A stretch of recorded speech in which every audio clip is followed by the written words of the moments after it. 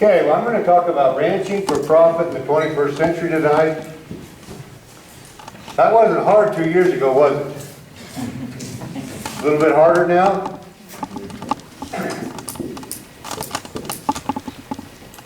And I guess before I start, this is kind of how I usually start most of my presentations. So I'm going to stop here before I go any further. And I've been doing the talks like this for 22 years. Is that right, Chip? 1994 is the first one. You and I spoke at Springfield. Same presentation, I just got longer with it. Anyway, my mom, I don't think has ever seen me, so she came tonight, 22 years later. She didn't take I would last that long, but it better be good.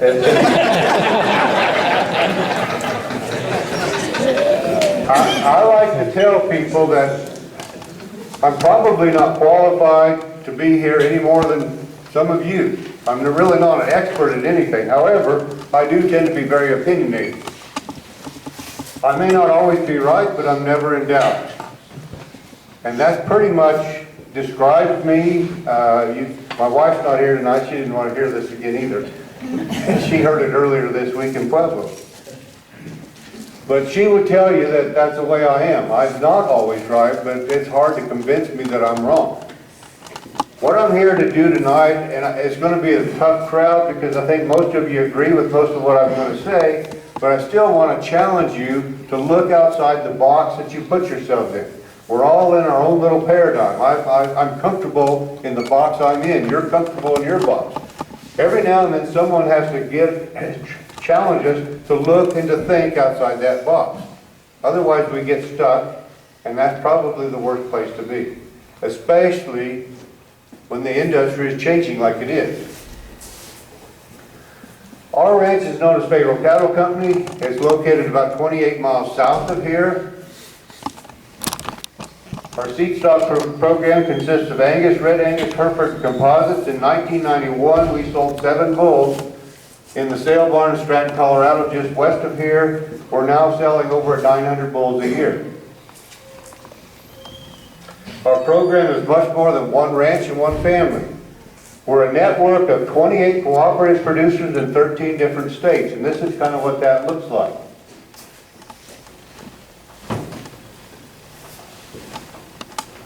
I'm going to start out with this statement: agriculture that is not profitable and sustainable will never, and enjoyable will never be sustainable.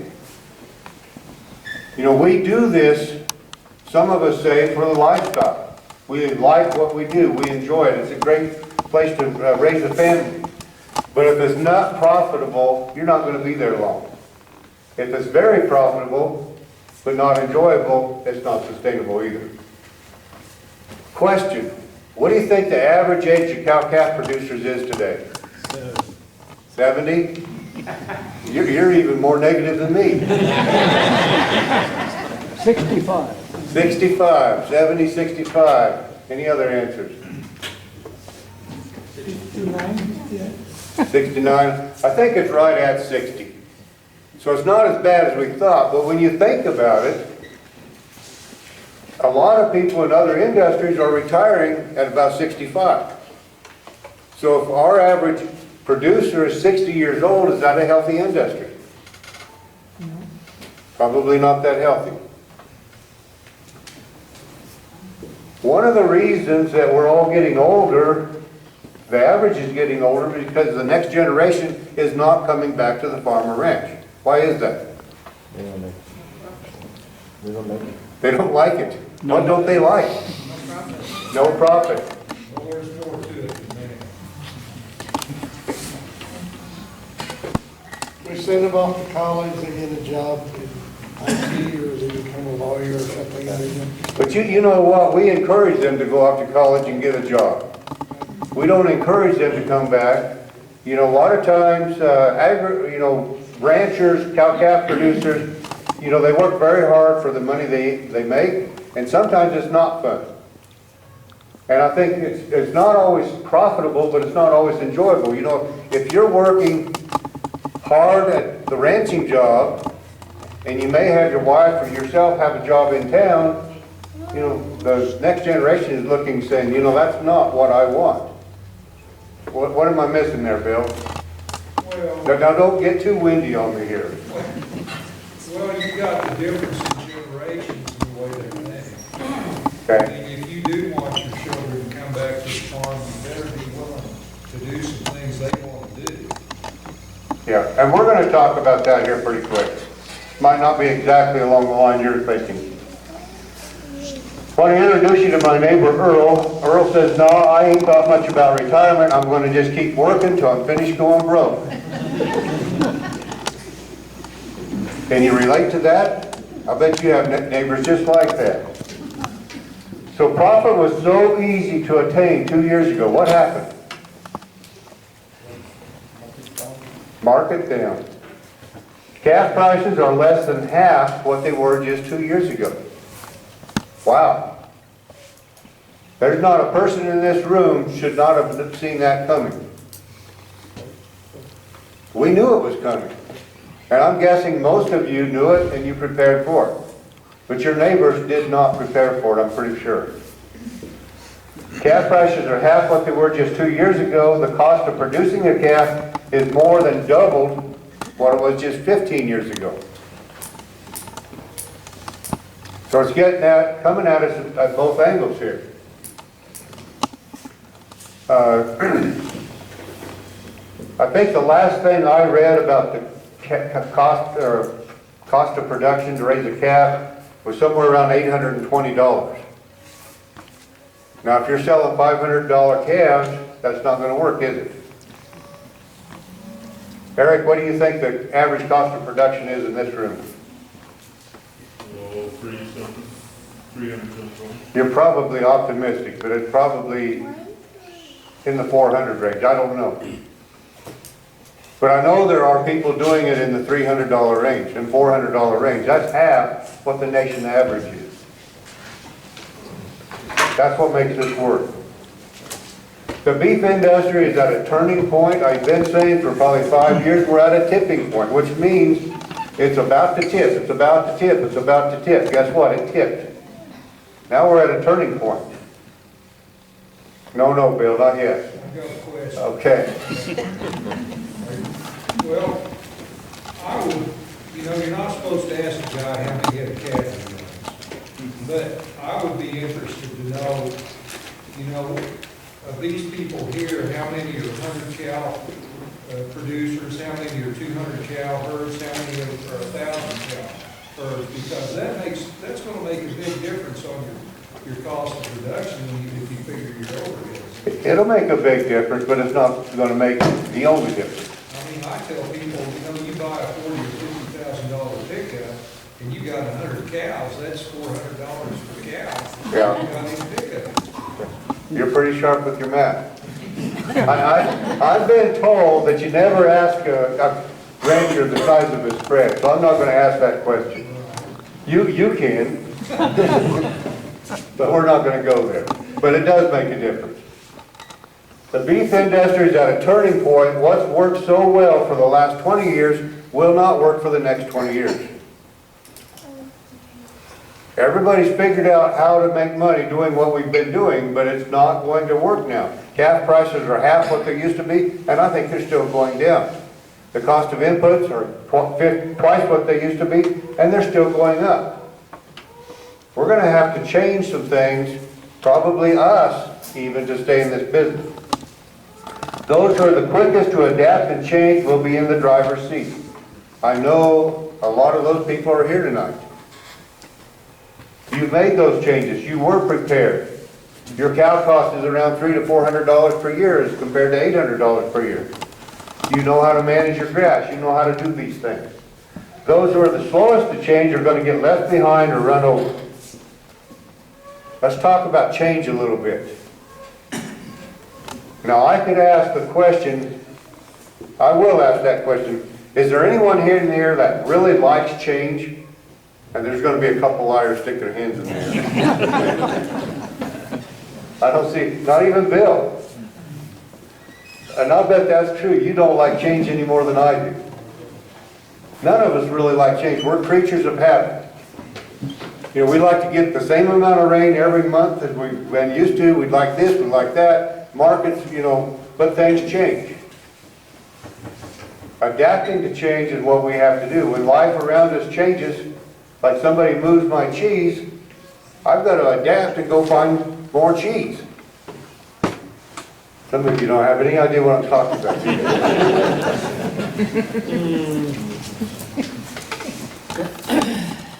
In most industries, innovation is accepted and implemented in 17 to 24 months. It's kind of a dog-eat-dog world out there.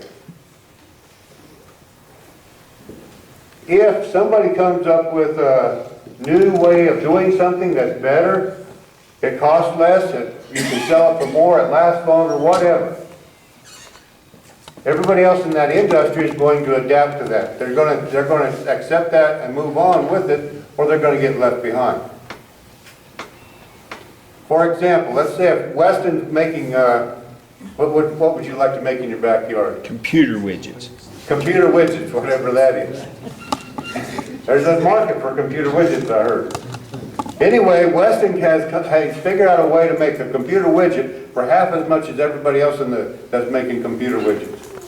If the rest of the industry doesn't catch on and follow suit, he's going to put them out of business. However, in the cow-calf business, it usually takes 17 to 24 what? Years for innovation to be accepted and implemented. Raise your hand if you disagree with that. Weston? Takes longer. Takes longer. Who else said that? Al said that.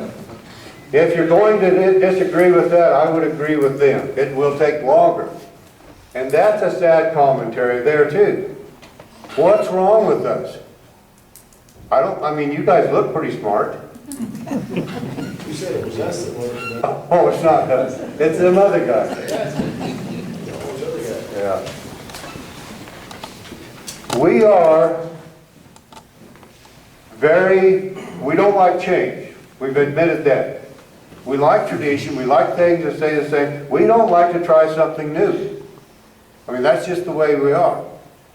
Even though Al's proven that it works, you know, I don't want to try that. You know, I may let him try it for 15 years before I say, yeah, maybe it will work. My mom, it took her 22 years to come to hear me speak. Well, you don't want to came to my hometown finally. I never get invited in my hometown. I know that. Why is I that? have to go a long way. Profit is without honor, honor is land. Yeah, exactly. So why is that? It's not because we're dumb. What's the problem there? We don't like change. That's the big one. The other thing is that most farms and ranches are multi-generational. Grandpa may have moved to town and he's not doing, you know, he's not actively involved there on the day-to-day basis, but he needs a paycheck from that ranch. The young buck that's out there doing most of the work, like it or not, and he doesn't like it, he's working and he's living in his dad's or his granddad's paradigm, that box we're talking about. That's the problem, and that's hitting a little bit on what Bill was talking about. You know, as long as my youngsters are coming up and I can't look and get out of my paradigm and won't let them to get out of it, it's not going to last. I've had people say, well, the problem with the next generation is they're lazy. You young people. There's no young people here. Yeah, there are. Are you guys lazy? Pretty. Pretty lazy. Good answer. It's not that they're lazy, it's that they just don't want to do things the way it's always been done. Oftentimes, you know, not really this meeting, but I have other meetings that I go to. I spoke in Pueblo on Wednesday of this week, Pueblo, Colorado, and there are several different speakers. It's a 3-day meeting, and all of these speakers were pretty sharp people. Some of them were our customers. You know, they'll read about this meeting in the paper or somewhere, and Grandpa or Dad will say, Junior, look at this. That looks like maybe somebody ought to go check that out. So they send Junior to town for 3 days, And he's getting excited. Every time he hears somebody talk about what's possible on the ranch, he gets excited. He can't hardly wait to get home and tell his dad. What happens when he gets home? Oh, that will work. That won't work here. How many times are we gonna throw cold water on Junior and expect him to stay? That's the problem. If Junior's married, it won't last very long because Mrs. Junior knows what's going on. And she's not going to put up with it. So the challenge, this is a major challenge for our industry. It doesn't have to be that way. Knowing that I fall into this trap helps me to break that pattern. Same with you guys. We can dare to be different. We know what the trap is. We don't have to stay there. Dare to be a herd quitter. My definition of a herd quitter is someone who has enough courage to break away from the status quo herd mentality way of thinking. It's more about thinking for yourself than anything else. As long as you're following the crowd or the herd and doing what everyone else is doing, you're never going to be above average. Think about that. The herd is about average. You'll never have a competitive advantage. During times like this, you need a competitive advantage. If you're like average, you're losing money right now, and it's going to get worse. The most successful men and women throughout history have been what we're calling herd quitters. They break away from the crowd. They're not afraid to do that. They're contrarians. When everybody else is running, they walk. When they're walking, everybody else is walking, they run. We're at that point right now in this business. When everybody else is selling or in a panic about what's going on, you should be buying. There are going to be opportunities out here in the next 2 years, more so than we've seen in the last 20 years. But only for those who are prepared and able to see them.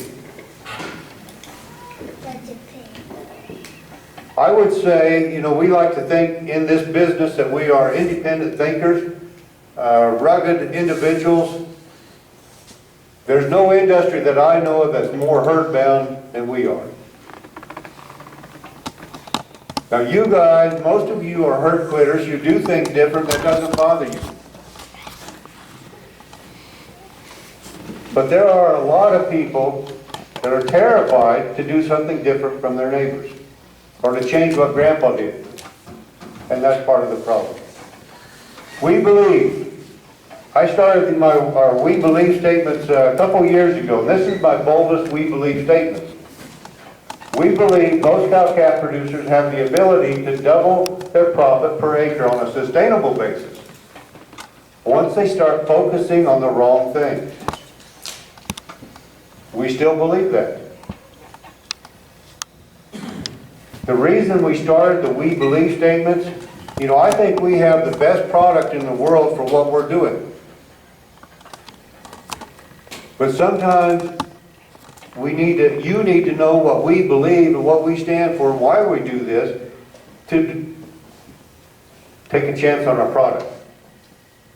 And that's what we're doing here. We believe. To do that requires producers to think in terms of production and profit per acre, not per animal. Now that seems like a no-brainer, but there's a lot of people in this room here still tied up in that. The wrong thing.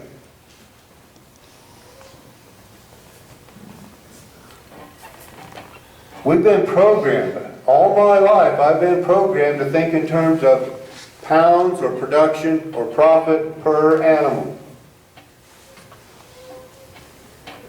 My dad was one of the first commercial ranchers to weigh calves and weigh cows and do these things. Back in 1964, the county bought a scale. Dad went and used it, and now we're going to town. What was Dad measuring?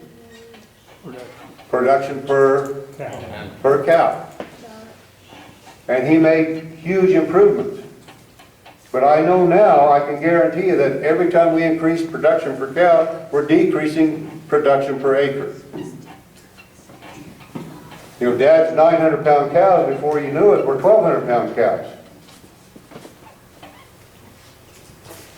So we've been programmed to think this way. How many of you, this is dangerous sometimes, but I'm going to ask you, how many of you ear tag your calves? At birth, at birth. How many of you commercial ranchers do that? Do what?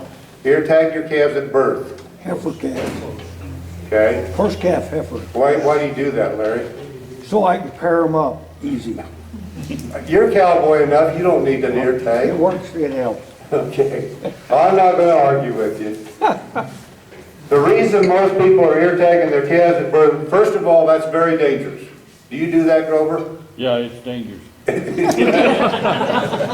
thought I had you convinced that you were not going to do that again. No? It is dangerous, isn't it? Yeah. The cow doesn't need that ear tag to know which is her calf. We do sometimes, but I'm not real sure we do. Who cares? The heifers might.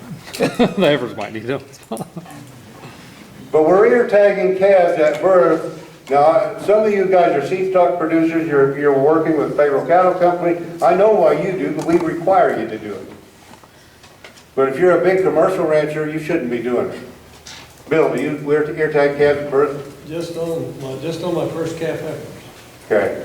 And there's a reason behind that, so they'll know when they're weaned off the cow, and they're out there in the herd, and we keep them as replacement heifers. They'll know which ones are full-blood Pharo, and which ones are... Well, that's the best reason I've ever heard.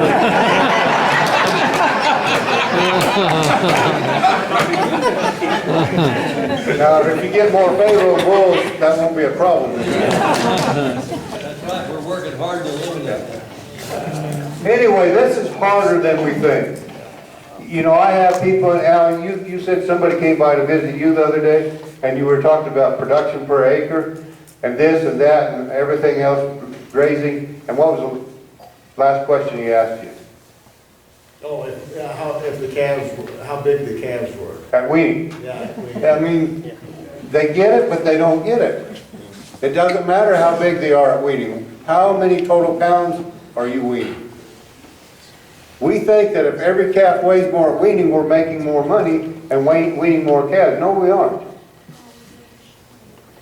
When we can go back to smaller cows, weaning more smaller calves, we increase production per acre. Yes, sir. They don't understand that cow's gonna eat 2 pounds per 100 pounds of body weight a day to produce that 500-pound calf Yeah, or more. or more. We've been trying to increase weaning weights for the last, I'm going to say 40 years, and about 12 years ago, weaning weights stopped increasing. I mean, we've reached a wall, we're just not doing it. Cows keep getting bigger. Okay. Number 2, they need to work with nature instead of against nature.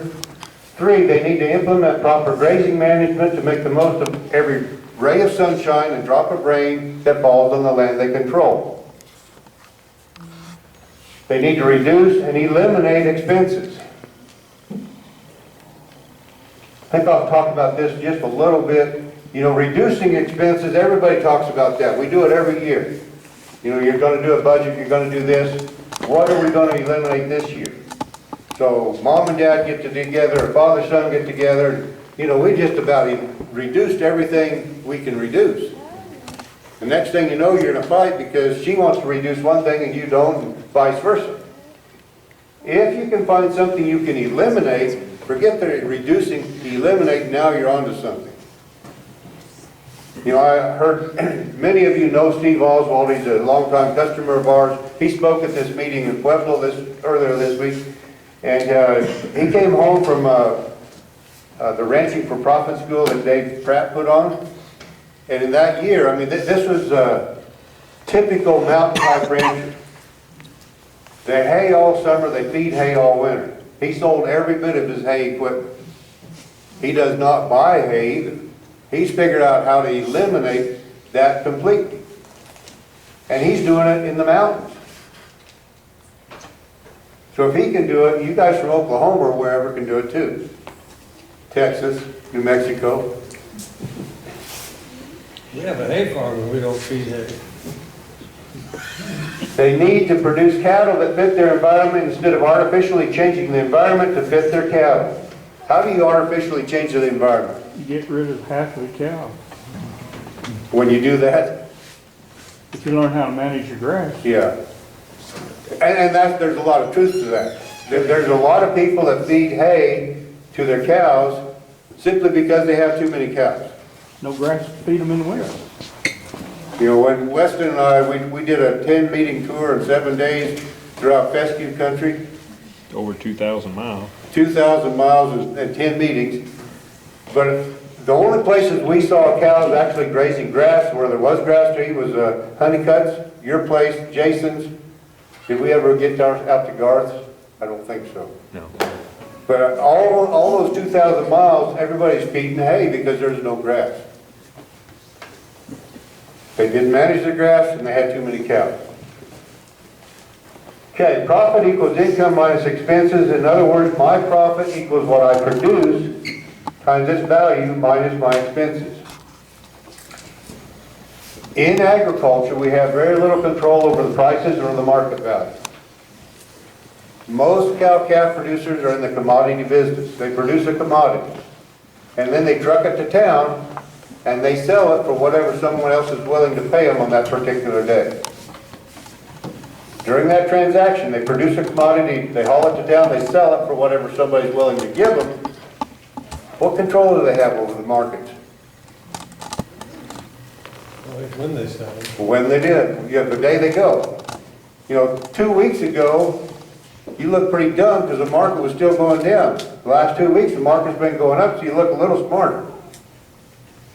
If you'd have sold your cows, your whole cow herd 2 years ago, you'd look real smart today, wouldn't you? You could sell them and buy them back 3 for 1.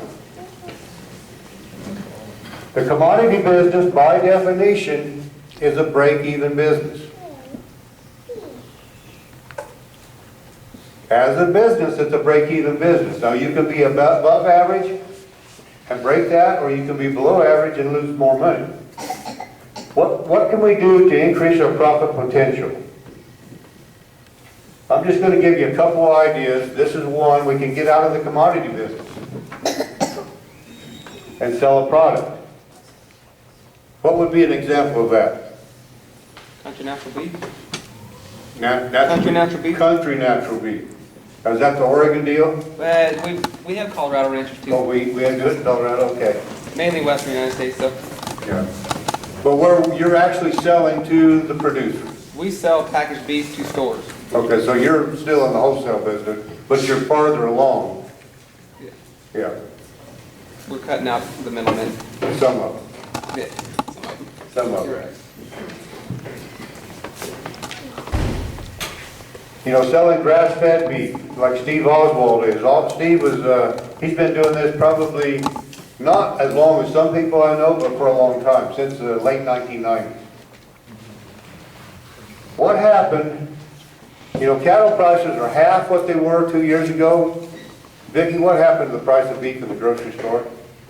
I'll buy this. You know? Nothing. Nothing. Nothing. I mean, if it came down, nobody really noticed it, did they? The price of beef stayed about the same. I asked Steve Oswald the other day, I said, Steve, what are you selling your beef for compared to 2 years ago? He says, more. So everybody here is getting half price. He's getting more because he controls his market. Now, I also asked Steve, I said, is it easy? And he says, no. If it was easy, everybody would be doing it. Number 2, we can increase our production and or reduce or eliminate our expenses. And that goes back to this right here. We can increase our production or we can reduce our expenses. We have control over both of those areas. When I talk about production, though, I am not talking about production per animal, per acre. And we'll talk about how to do that. I really don't care how big your calves are if they're not profitable. So we're talking about per acre. Expenses, again, you know, we need to learn how to eliminate expenses. And it's amazing when you hear somebody like Steve Oswald tell what he's done in the environment he lives in. When they can eliminate expenses, the rest of us better learn how to do it too. Now, I look, this audience isn't that way so much, but sometimes I look in the eyes of the audience, and when I'm talking about eliminating expenses, I mean, they just kind of say, man, there's nothing I can eliminate. I've thought about it. And most of those guys, if that's true, they just as well sell their cows and their land right now while they still have equity in it. Because they're going to need to eliminate some expenses. Many ranches in America that were put together and paid for with 350-pound calves are now struggling and going broke with 600-pound calves. Big calves isn't what it's about. Profit or production per acre is everything. Okay, I'm going to show you the difference between an average producer and a low input producer. When I say low input, that means he's reduced and eliminated a lot of expenses. He has fewer inputs than most people. This is what it looks like. The black wavy line there represents cattle prices or the cattle cycle. Earlier, until about 1996, you could pretty much count on a high being every 10 years. Every 10 years would be up here. Every 10 years it would be down here. It was so predictable you could make money up here and down here because you knew what was going to happen. And everybody else would just act like they couldn't figure it out. When was the last bottom of the cattle cycle? 1996. 20 years ago.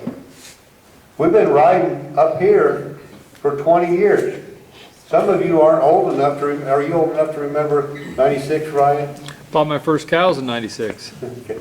That was a good time to buy. Yeah, the mid-80s were down, the mid-90s were down, mid-70s were down. But we've been right near the top. Can't see my red line. Where is it? There it is. We've been riding up here for 20 years. The red line represents the average producer.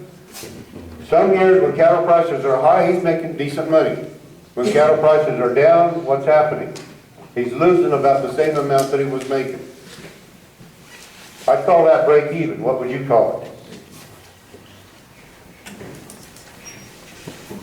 A lot of fun for nothing. A lot of fun for nothing. I know ranches that for generations, for decades, have been break-even ranches. Most ranches are break-even ranches. How do we do it? I'm staying at the Best Western Motel down there, and I guarantee you if they were break-even for 1 year, they'd go out of business. This sale barn, if it was break-even for 1 year, they'd go out of business. How do ranchers get away with it? Cody? Mama's got a good job in town. Where is Gary? Gary Rhodes says the secret to being a successful rancher is for your wife to have a good job. She just retired, so I'm not sure what's happening. He might be tending bar or something down there.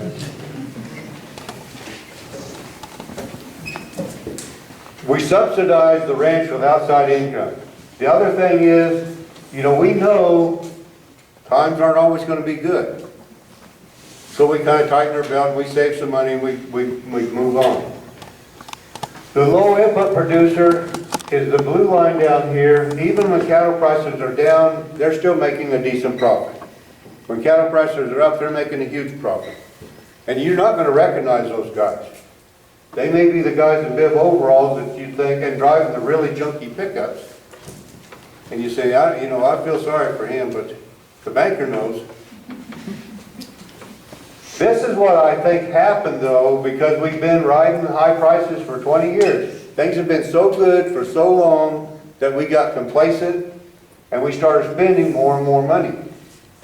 So the average producer, even when high prices are there, he's not making that much.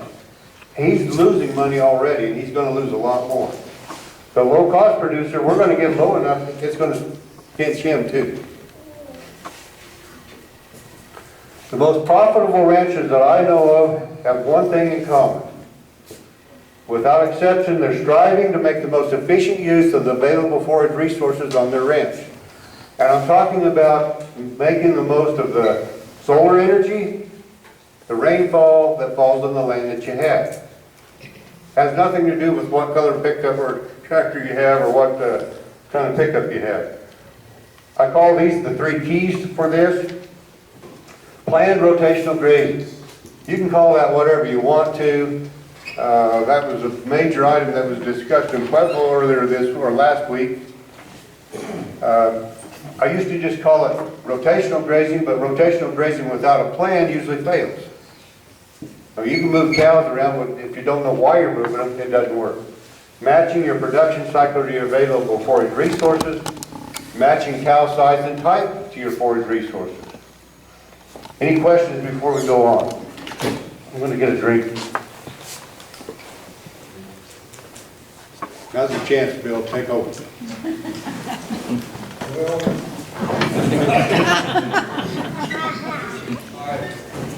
I've got a neighbor at my place up in Wyoming, and he still raises the big cows. And he, up until recently, he had a lease on a ranch, and he pays so many dollars per pair. Well, it doesn't make any difference whether it's a 1,500-pound cow or an 1,100-pound cow. He pays the same price to the landowner, and the landowner won't let him run with so many pairs. So he's an argument, to the, he's convinced that that's the way to make money is having bigger calves.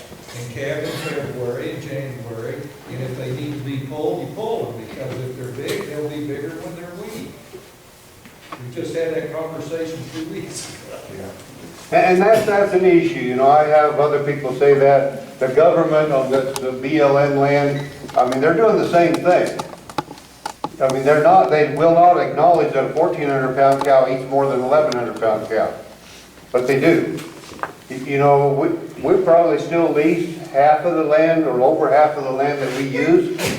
And I won't lease anything except by the year, a year-round basis, by the acre. Because that allows me to make the grass better. If I follow the landowner like that landowner, I'm just going to make it work. Because I'll keep getting bigger and bigger cows, and they're going to eat all the grass. So part of that salesmanship, I believe in what I can do to my grass. And when the landowner can see what I can do, you have other people bringing their land to you too. But you gotta create the right terms that helps everybody. Okay, I want to talk about planned rotational grazing. Everybody in this room has been exposed to this idea. I'm convinced of that. It's not anything new.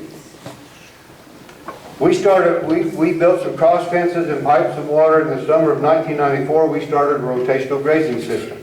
And simply put, that means that we took all of our cows and put them in one large herd. And then we rotate them through a series of smaller pastures instead of having a group of cows here and a group of cows here and, everywhere.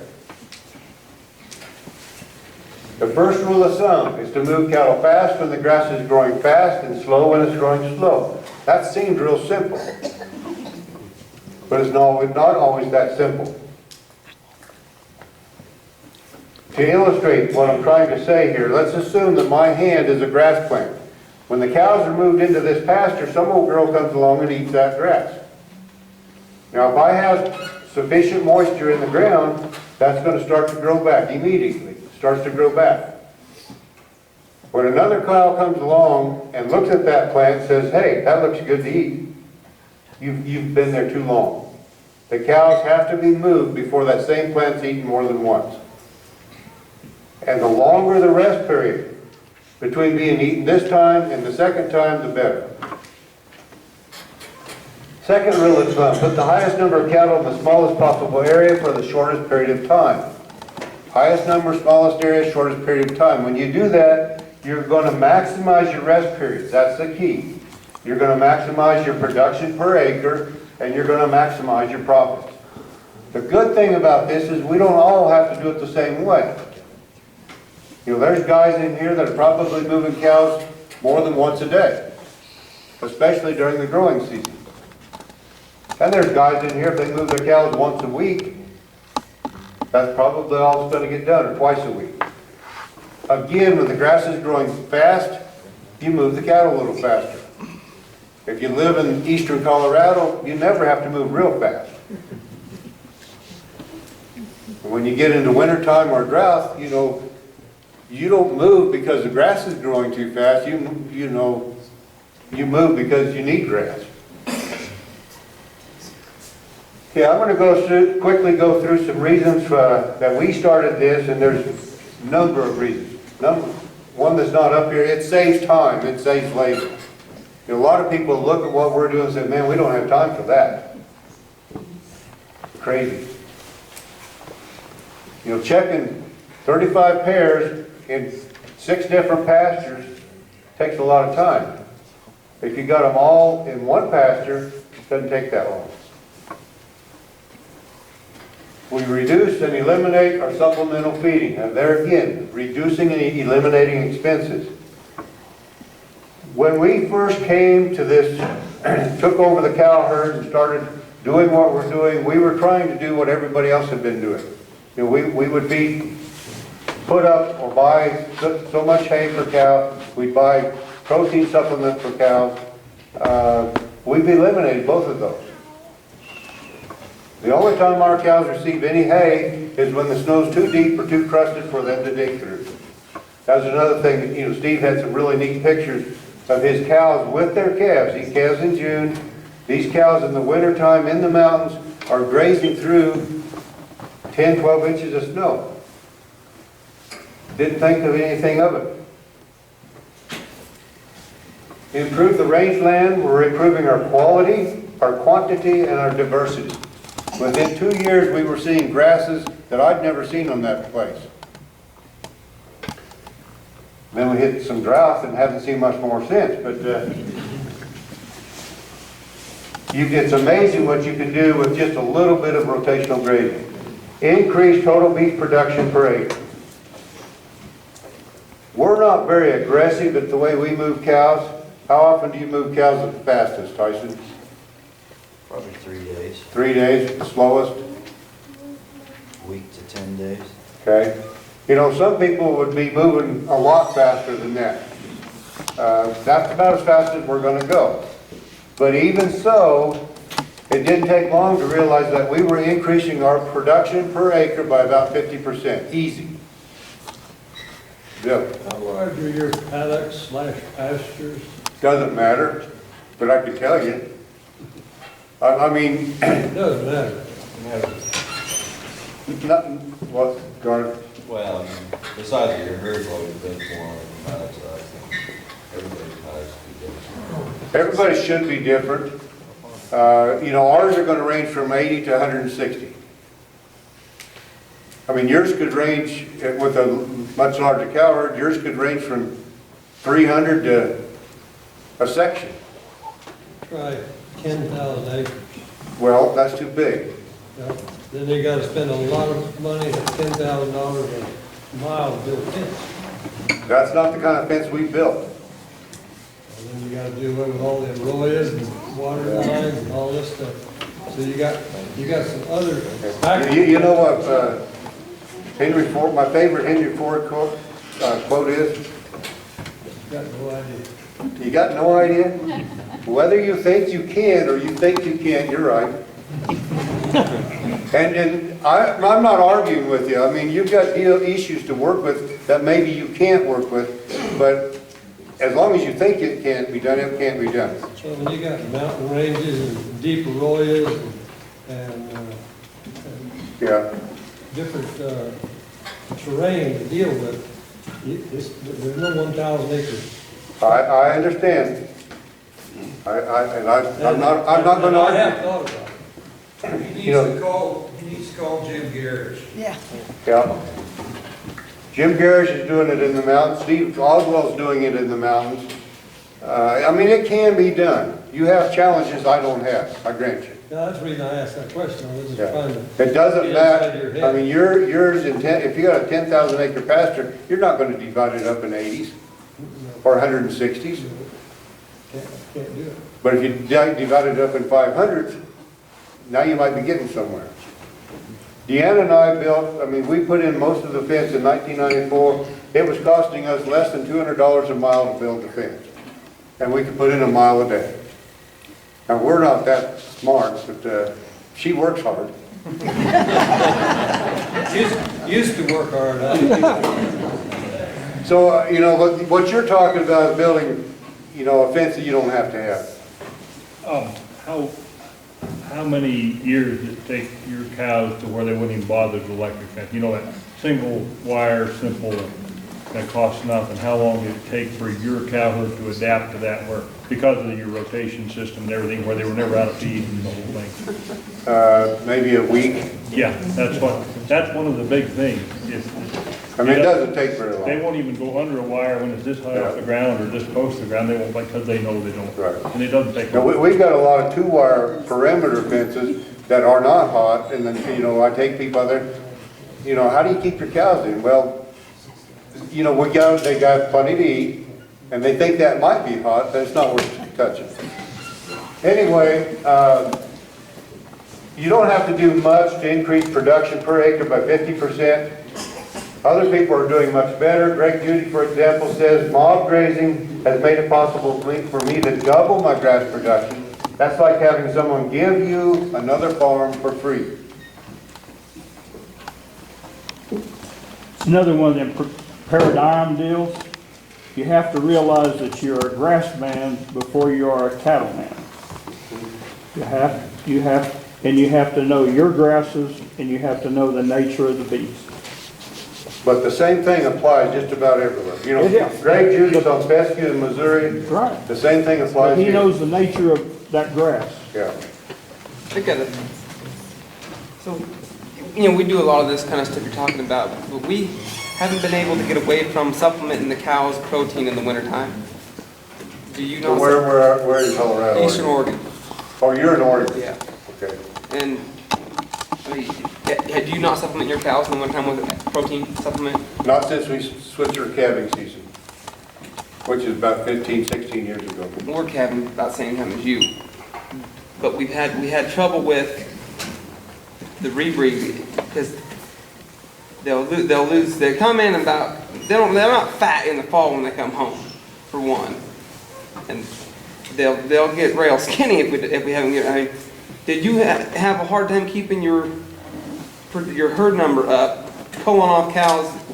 Not really. I mean, we had already been doing what we're talking about genetically for 15 years prior to that. I mean, we started pulling the props out, you know, feeding less, doing this, doing that. And when you start doing that, you change your genetics, you change the mama cow, you're getting rid of cows all the time. But you're going to reach a point sometime where that cow fits your environment. Right, but my question, you didn't have a point where the first couple of years you're culling off 3/4 of your herd. No, but you could if you went at it too aggressively. You mean just take it a little easier, wean them off the supplement slowly. You mean? Right. Okay, that's Greg Judy on Fescue, Missouri. Those are the tools he uses. You wouldn't be using those kind of tools, Bill. I mean, he's moving fences daily, and he can do it. You know, Tyson has done this a little bit, but that's not what your country's going to take. This is a Mashona herd in Florida, mob grazing. Deanna and I saw this herd, I think, in 2012, December of 2012. And that's an African breed, if you didn't know what Mashona is. It's an African breed that, you know, pretty much developed itself without anybody screwing with it. When are you gonna start selling the Shona bull? Spring, April. Who said that, Bill? Next April, I just heard. We're trying to create a heat tolerant type animal. You know, in Colorado, the Mashona won't work. I mean, they're a tropical breed, but they're tough. But we are crossbreeding with them. Anyway, the farm here that Jaime took over, this was a tree ranch or tree farm. And the way I understand it, when we visited, they had trees in pots, big old pots. I don't know if they're clay pots or whatever they were, but that's where they grew the trees, fertilized, watered, whatever, Everything else they sprayed with Roundup. So basically, he took over land that was dead. The soil was dead, nothing alive. But he brought it back to life with these cows. This is a customer in northern Utah. Temperatures ranging from 0 to 30 below for 30 days, no supplement, no hay.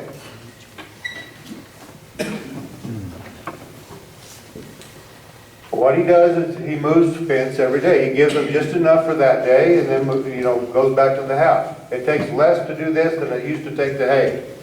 If you look at this country, you can see the hills in the back. These lower lands is what they would call hay fields, kind of like you guys have in Nebraska. I mean, you have your hay meadows. So instead of putting up hay all summer and then hauling the hay out putting the cows back on these meadows and feeding it, they just let the cows do it. Well, I think there's a reason God created a cow with 4 legs and a mouth. Mouths. They have five mouths. The mouth they eat, and then their hooves. And the hoof action to put that dead stuff back in the soil starts your cycle. Yeah. That's another important thing. And you'll see that, maybe in the next picture. But these cows are meant to be cows. They're doing what they're supposed to do. The rancher's doing less and making more. When people in the more southern states say, we have to hay our cows, take a look at what's going on. Take a look at what Steve Oswald's doing in the mountains of Colorado, what this guy's doing here in Utah. This is the Las Damas Ranch in Chihuahua.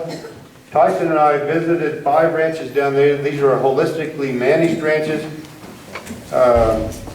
I looked that up today. I think it was 2009. I thought it was a lot earlier than that, but I think it was 2009. We flew down there. They flew us around from ranch to ranch.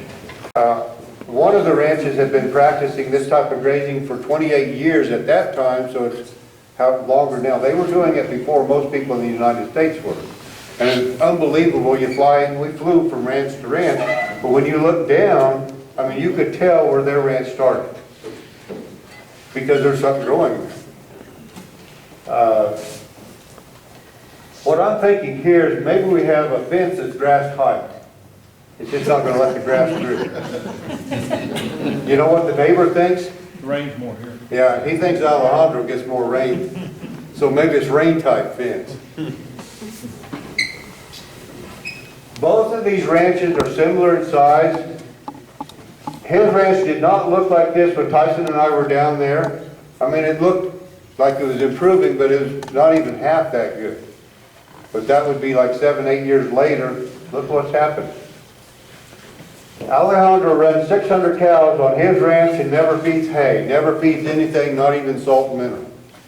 I'm not saying you should do that, that's just what he does. His neighbor has 100 cows and feeds hay half the year. That's over 600% production per acre, just through grass management.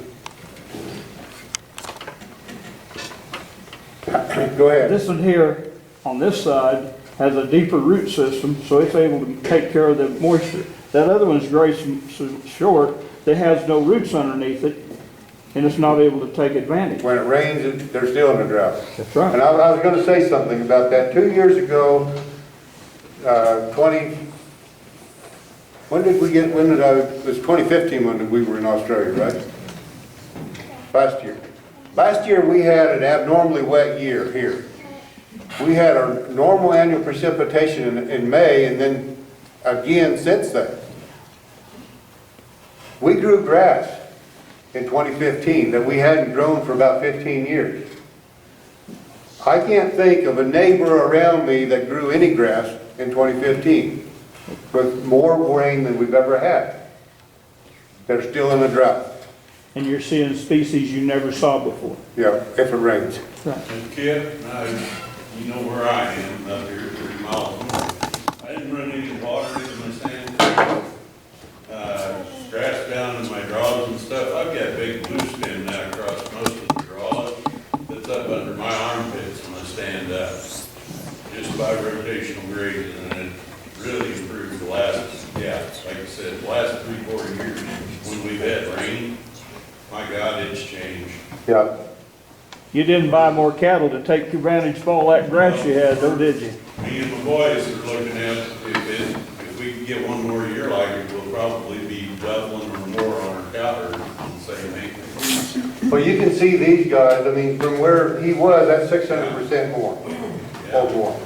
But the point I like there is that some people are still in a man-made drought, no matter how much rain they get.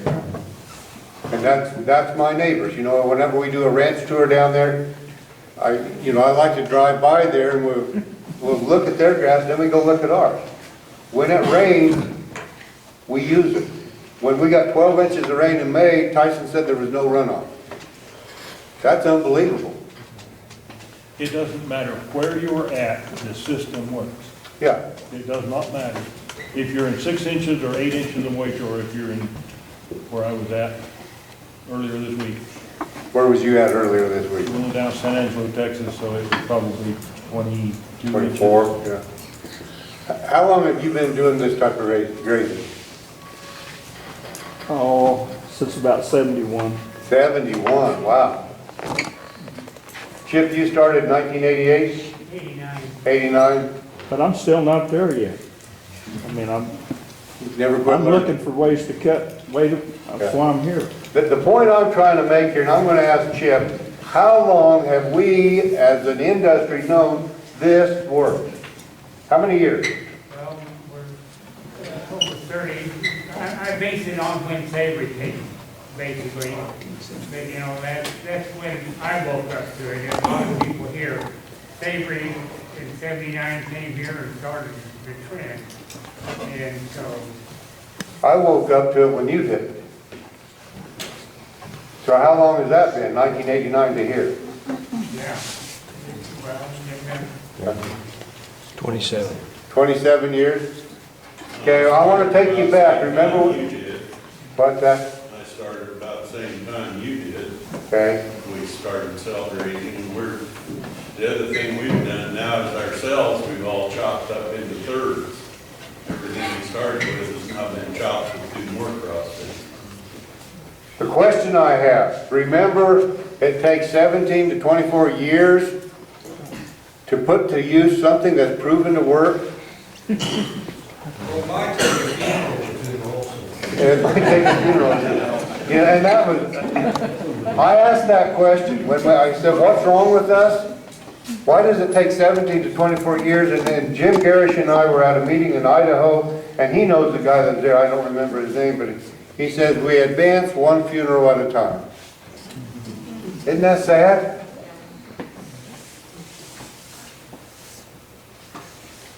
My point is,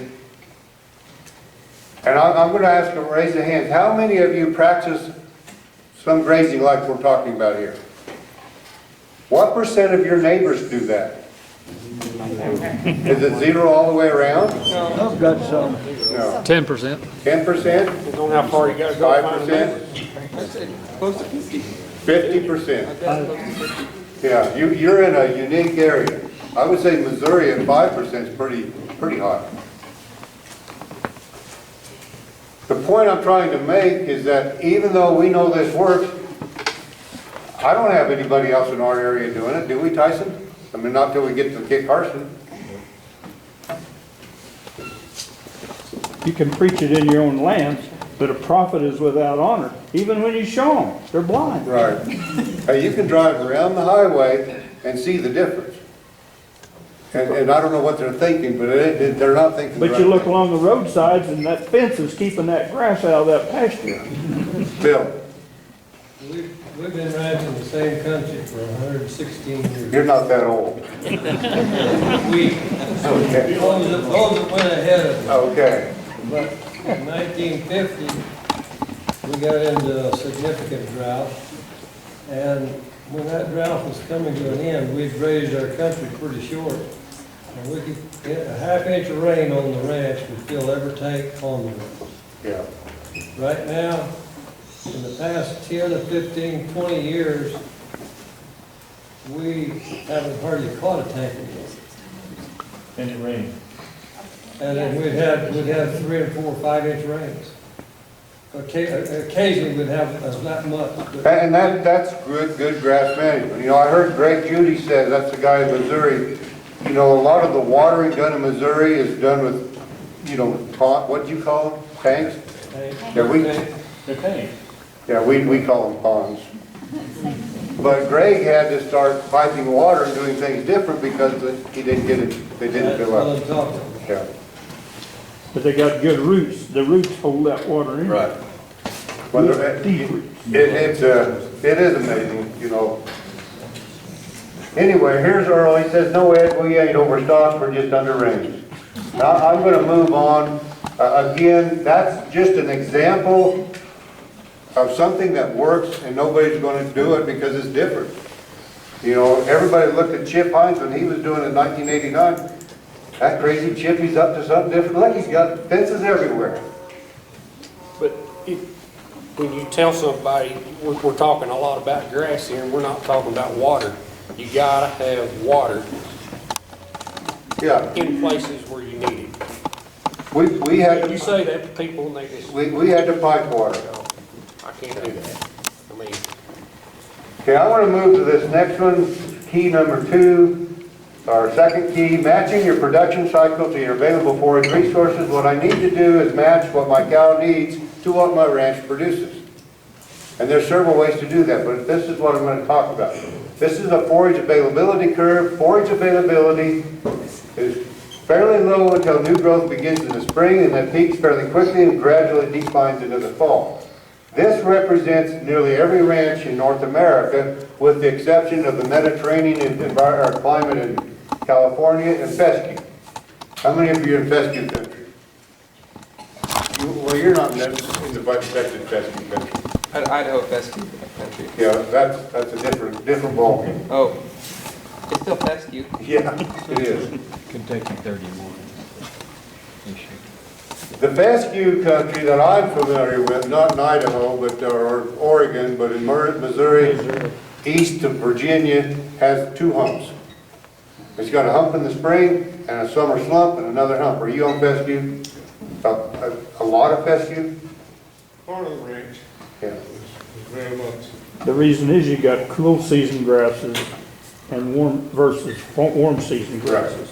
If you can fill up that summer slump with more warm season stuff, clovers and stuff, you can do it.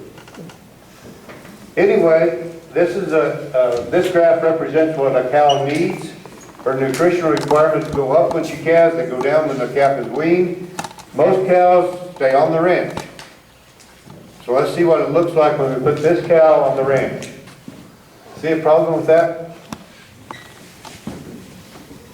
You know, sometimes, unless you actually see it with your own eyes, you don't understand what the problem is. Right there's the problem. My ranch isn't producing near enough to meet that cow's needs. Why did I put dollar signs there? Either you put out the dollars or you're not going to keep the cow. Have you ever wondered why wild animals don't have their babies in the winter months? January, February, March, and April. Why is that? Everything's dormant. Yeah. I think there's 2 reasons. 2 main reasons. Forage availability and photo periods. Daily. I don't understand the daily thing, but I think God created things in such a way that that's a factor. We don't have to understand it. We just have to say, you know, it is a factor. Okay, this is the same cow on the same ranch. Nothing's changed. The only thing that has changed is we're calving that cow instead of March, we're calving her in May, mid-May. We're going to wean that calf at the same time, not because we have to, just to see what the graph looks like. Does that look better? This area out here, where my red dot is, in our environment represents about $80 to $100 per cow. That's fairly substantial. Ben Franklin once said, a penny saved is a penny earned. I think the same thing is true if you said $100 saved is $100 earned. The easiest money I'm ever going to make is the money I don't spend. And I don't have to pay taxes on it. So it becomes pretty critical. Why not let Mother Nature feed your cows when your herd nutritional requirements are the greatest? It's not nice or profitable to fool Mother Nature. Weston, you're not even old enough to remember that. You do? Vicky remembers it. It was an imperial margin. The lid moved. We can fool Mother Nature, but it's going to cost us extra money and extra labor to do it. Now, if your payoff at the end is great enough to go against nature, go for it. Because you gotta keep them heifers in shape to have the calf, so they got a calf on the ground. Where if you didn't have the calf until later, then that's that profit area right there. Right. Amazing things happen when you get in sync with nature. Don Palmer's not here tonight, is he? Okay. This is where I usually say, I know thousands and thousands, or hundreds of ranches that are saving thousands and thousands of dollars after making this simple change.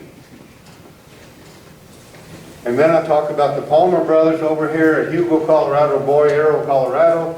They were kind of the first ones in my little group. This is my support group to help me. Chip was in that group, Don and John Palmer, Gary Rhodes. We needed support from others to do things that nobody else was doing. Anyway, Don went to a Dick Evans school, and he came back. We all met in Gary Rhodes' house here in Burlington. And Don says, here's what we're going to do. We've been calving in the middle of March. We're going to start calving our cows the middle of May, our heifers the 1st of June. And I didn't say much that night. This was new to me. I kind of thought this is going to be a wreck. I'm in my little paradigm here. And a lot of people think I'm the pioneer type.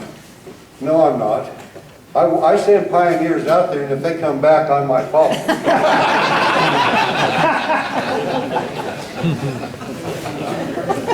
So I was just going to sit back and we were calving in April at the time. I was going to see what happened. If Don came back and it worked, we might think about it. The first year, Don says he reduced his feed and labor expenses by 70%. That's big. Don's a tall, skinny guy. He gets cold real easy. He likes to calve in May and June. The other thing that happened, when they moved their calving, they were able to get 90% of their calves born in the first 30 days of the calving season. You can't do that calving in March or April. It just doesn't happen. What do you think happened to their weaning weights when they went from March to May? The year Don started at, by coincidence, the 15th of May, we got a snowstorm. I remember that. Yeah, and we don't get very many snowstorms in May. Calving on green grass. That's why we're doing it. Okay, what do you think happened to their weaning weights? They went down. Same. What happened to me? They stayed the same? No, they went down. They went down. And this isn't a trick question. They did go down. Per calf weaning weights went down because they were still weaning the same time. So you would expect them to go down. The calves are 2 months younger. Shorter. But here's what we didn't expect. Even though their calves are smaller, they're weaning more total pounds of calves. Same number of cows, same cow herd, same everything else. How do you do that? You don't die. More live calves. Dead calves have distressingly low weaning weights, right? What were you going to say? Yeah, 0 weaning birth. If they're dead, they're not going to weigh much at weaning time. A 400-pound calf weighs as much as a 500-pound calf today's market. It often does. So, let's go look at the advantages of calving in sync with nature in eastern Colorado. Probably the same other places. Fescue country is going to be different, some of these other countries. Reduce feed and labor expenses by 70%. 90% of the calves are born in the first 30 days of the calving season without feeding any hay. The Palmer brothers were also doing a rotational grazing at that time. You know, hay is not, they have the same 7 bales they had 20 years ago. Or not very many, you know. Is that about right, Chip? I mean, they got 10 bales in this old hay barn, and they never fed it. But just in case, they might need it. But it's in the barn. Sometimes they get some hay out of that shed that he knew that was 20 years old. But maybe the strength wasn't there, but a little cake with it, it's fine. Yeah. The point is, for 20 years, they didn't need it. Weaning more total pounds of calves. Who can finish that statement? I know there's people in here can finish that. More dollars. That are worth more dollars per pound. They're weaning more total pounds that are worth more per pound. Exactly what you're saying. The smaller calves are bringing more per pound. Why do we work so hard to make our calves bigger? We're just not very smart. I've been hooked into the same deal. Yeah, we all have. Can I add one more thing? You're gonna, This comes back to Dr. Diven. The first 12 days of that calf's life, he's still laying down more cells. He's not completely, his cell production is not done when he's born. And so the first 12 days is the most important time of his life. Any stress at that time, and he does lay down these cells. And then a year later, a year of age, this calf is building fat cells, which is good for the heifer. And that heifer's doing it on green grass too. Instead of having to be fed, it's lay down with fat cells. what you're gonna see and what Chip is, I mean, this is part of what he's alluding to. You know, that calf is still creating cells, body cells, until he's 12 days of age. And if you stress that calf at that time, it stresses him later on. He's gonna get sick, he's gonna have other problems. I mean, he could get sick a year later. And the fat cells, you know, you need those cells made then so the heifers have the fat cells to fill up later. But that's why you have a run calf, is because he got stunted because he didn't have the proper cell development. Maybe sometimes. Well, that's what I would think. Okay. I'm gonna, did somebody else have a hand up? Calving age, and one drawback to that, you gotta watch the testing country, and getting a cow rebred in August or whatever. Yeah, and that's why I said fescue country, indified infected fescue, not like you guys have. It's the same thing. We got the 2 growth spikes like you're talking about. Does it have, is it indified infected? You don't have the end of fight like that. I don't No, think we don't you have do. endophyte.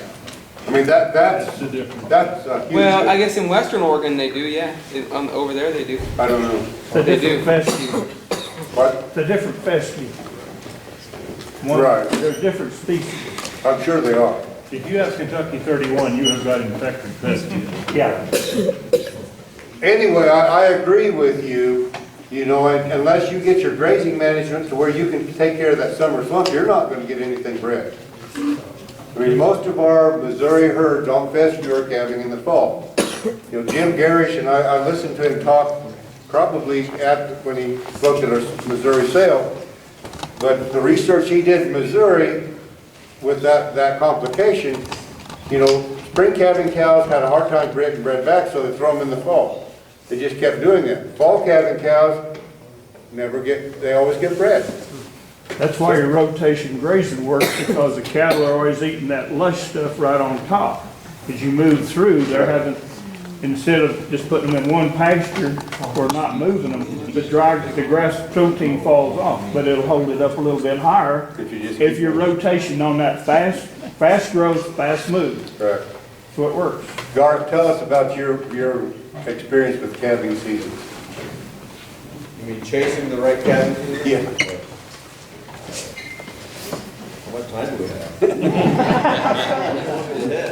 have? When you're talking, we're all gonna listen. Well, we started out calving in the spring. We live in northeast Missouri on fescue, and we were calving in early spring and called up there, which was about the 1st of February. Then later we moved to late spring, which was more like May.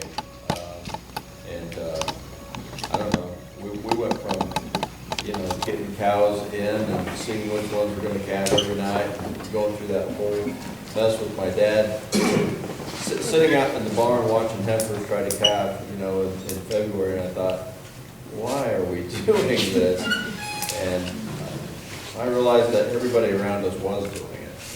And not too long after that, we listened to Kip Pharo, and we moved our calving season down to May. And we also had a fall herd. We had a fall herd and a spring herd. And fall worked really good with our infected fescue. But, you know, we've improved our pastures too with grazing management. We're all spring now. We're all late April, May now. But did I hit the right story? Or? Yeah. There's not much humor there, but. Oh, it's 10 o'clock my time. The point I was kind of wanting, I mean, he had gone to fall calving because that was kind of the thing to do, but then his grazing management took care of the fescue. That's not a problem now, so now he's back into April, May. It could be May, June, I would imagine. Right, and I'll also say this, or I don't know, we have sell tomorrow, so we're selling bulls, but it was great AIing in the fall, and it's really easy to breed a cooler cow, but we were having trouble AIing in July and August, and once we we just decided to buy good bulls, and the bulls take care of all that in the heat of the summer. If it's too hot for your bulls, you bought the wrong bull. Okay, number 4, almost eliminated predator problems. That's kind of a no-brainer. You know, our main predators are going to be coyotes. Coyotes are going to eat a calf that's left by its mama in a snowbank. But come May, there's a lot of other things out there. He doesn't need to fight a cow off to get a meal. He still likes the afterbirth though. Oh, yeah. You know, I usually tell people, and not more than once, you know, we'll be out there driving through the cows as they're calving, and it's not unusual to see a coyote somewhere close by. You know, the cows know where he's at, they know where their calf is. He's eating after birth and calf food. I mean, they can survive on amazing things. High protein. Yeah. Almost eliminated calving problems and had normal presentations. I don't understand this, but it's real. And everybody I've talked to that moved from March, April calving to May, June calving is going to say, yep, that was our experience.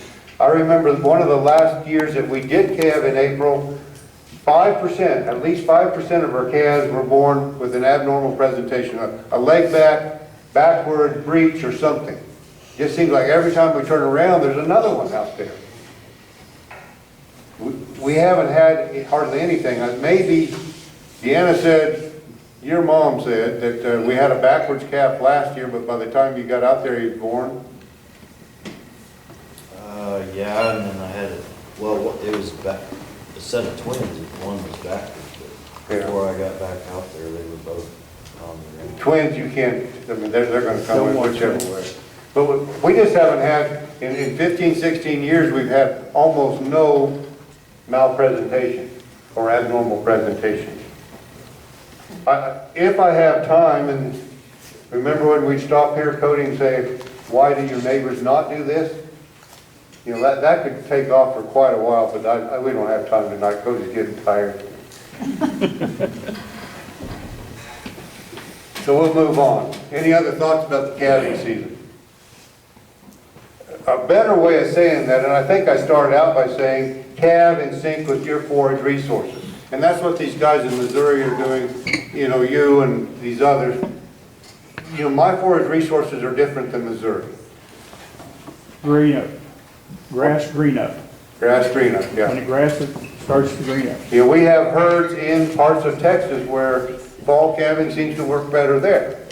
You know, just because it's not all native grass anymore. Yours is probably all native. They can't farm your ranch. Well, we have different Oklahomas too because we got wheat pastures. Yeah, that's your forage resource. But there's still some truth to what God created to start with.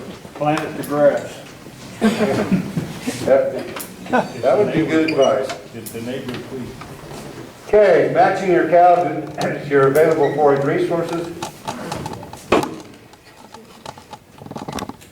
What I want is a cow that can survive on what my ranch produces with no input, or very little input. I'm gonna review some basic facts first. Fact number one, at least 65% of annual cow costs is spent on feed. Feed and pasture are my biggest expenses, it's your biggest expenses. Number two, 70% of what my cow consumes is strictly for maintenance, only 30% goes for production. What do we get paid for? Production. Therefore, in my mind, I'm saying, okay, 70% of every dollar I spend on feed or pasture has no economic return. So as a businessman, you just kind of keep that in your head. Bigger cows eat more than smaller cows. I don't think there's anybody in this room who's going to argue with me. But it hasn't been long when I could get in an argument about this. Probably tell that story now, Wes. Yeah, I think you should. When I look up here at Paul Peterson, this kind of reminded me too. I was given this talk probably 20 years ago, 15 to 20 years ago in Kansas, Colby, Kansas. We had tables up here, and there was a guy in this front row about the size of Paul, just sitting there, and he's taking this in. And I said, bigger cows eat more than smaller cows. And I'm nervous today, but I was really nervous then. Especially with somebody as big as Paul sitting in front of me. He slammed the table. I about wet myself. And he said, wait a minute, kid. He says, I don't think I agree with you. I've got some small 1,000-pound cows and some bigger 1,500-pound cows. He says, I've watched those cows graze side by side, day after day. You're not going to convince me that that big cow's eating any more than the small cow. I tried. We talked about this a little bit. Finally, I said, you know, actually, I didn't say this. I thought it. This guy's right. I'm not going to convince him of anything. But if I could take his smaller 1,000-pound cow, put her in a pen, take a big 1,500-pound cow, put it in another pen side by side, feed them, hand feed them the exact same amount of feed every day for a month, you're going to see a difference. You don't have to do it even that hard. But throw them a couple of bales in, little square bales, see who gets it cleaned up. The little cow will eventually get roly-poly fat on what it takes just to maintain the big cow. The big cow will eventually starve on what it takes to maintain the little cow. There's a difference. Big cows require more feed for maintenance. You ever go to the Golden Corral? Yes. You watch the people that go in there to eat. It takes 2 chairs for them to sit down. They can eat How many trips? It takes a lot more to maintain that body weight. Same deal. Same deal. Heavy milking cows also require more feed for maintenance. Does that make sense? Now you're good, but the big cow will need more in quantity. Yes. Do you agree it will it the same in percentage of the body weight, or it will be more? About 3%. It will be Well, about 2.5% to 3% of the body weight. both of them? Yes. Okay. But it's not a linear line. I mean, I know what you're getting at. You've probably seen it. It's not. No, just a first question. The bigger cow will it 3.1, 3.2? No. Okay. No. They're both going to eat about 2.5% to 3%. Heavy milking cows require more feed for maintenance. It takes energy to make milk. Let me finish this statement though. Even when they're not lactating. Did we have some of this discussion a couple days ago? Okay, I couldn't remember. Did I agree with you? I don't know. I know you were anxious to get to meet me. Exactly. It's been a memorable conversation. It was. How many of you knew this? Even when they're not lactating, they require more feed for maintenance. Why? Why? Not very many. And that's usually, you know, the audience I had the other day, there was a couple of university guys that raised their hand.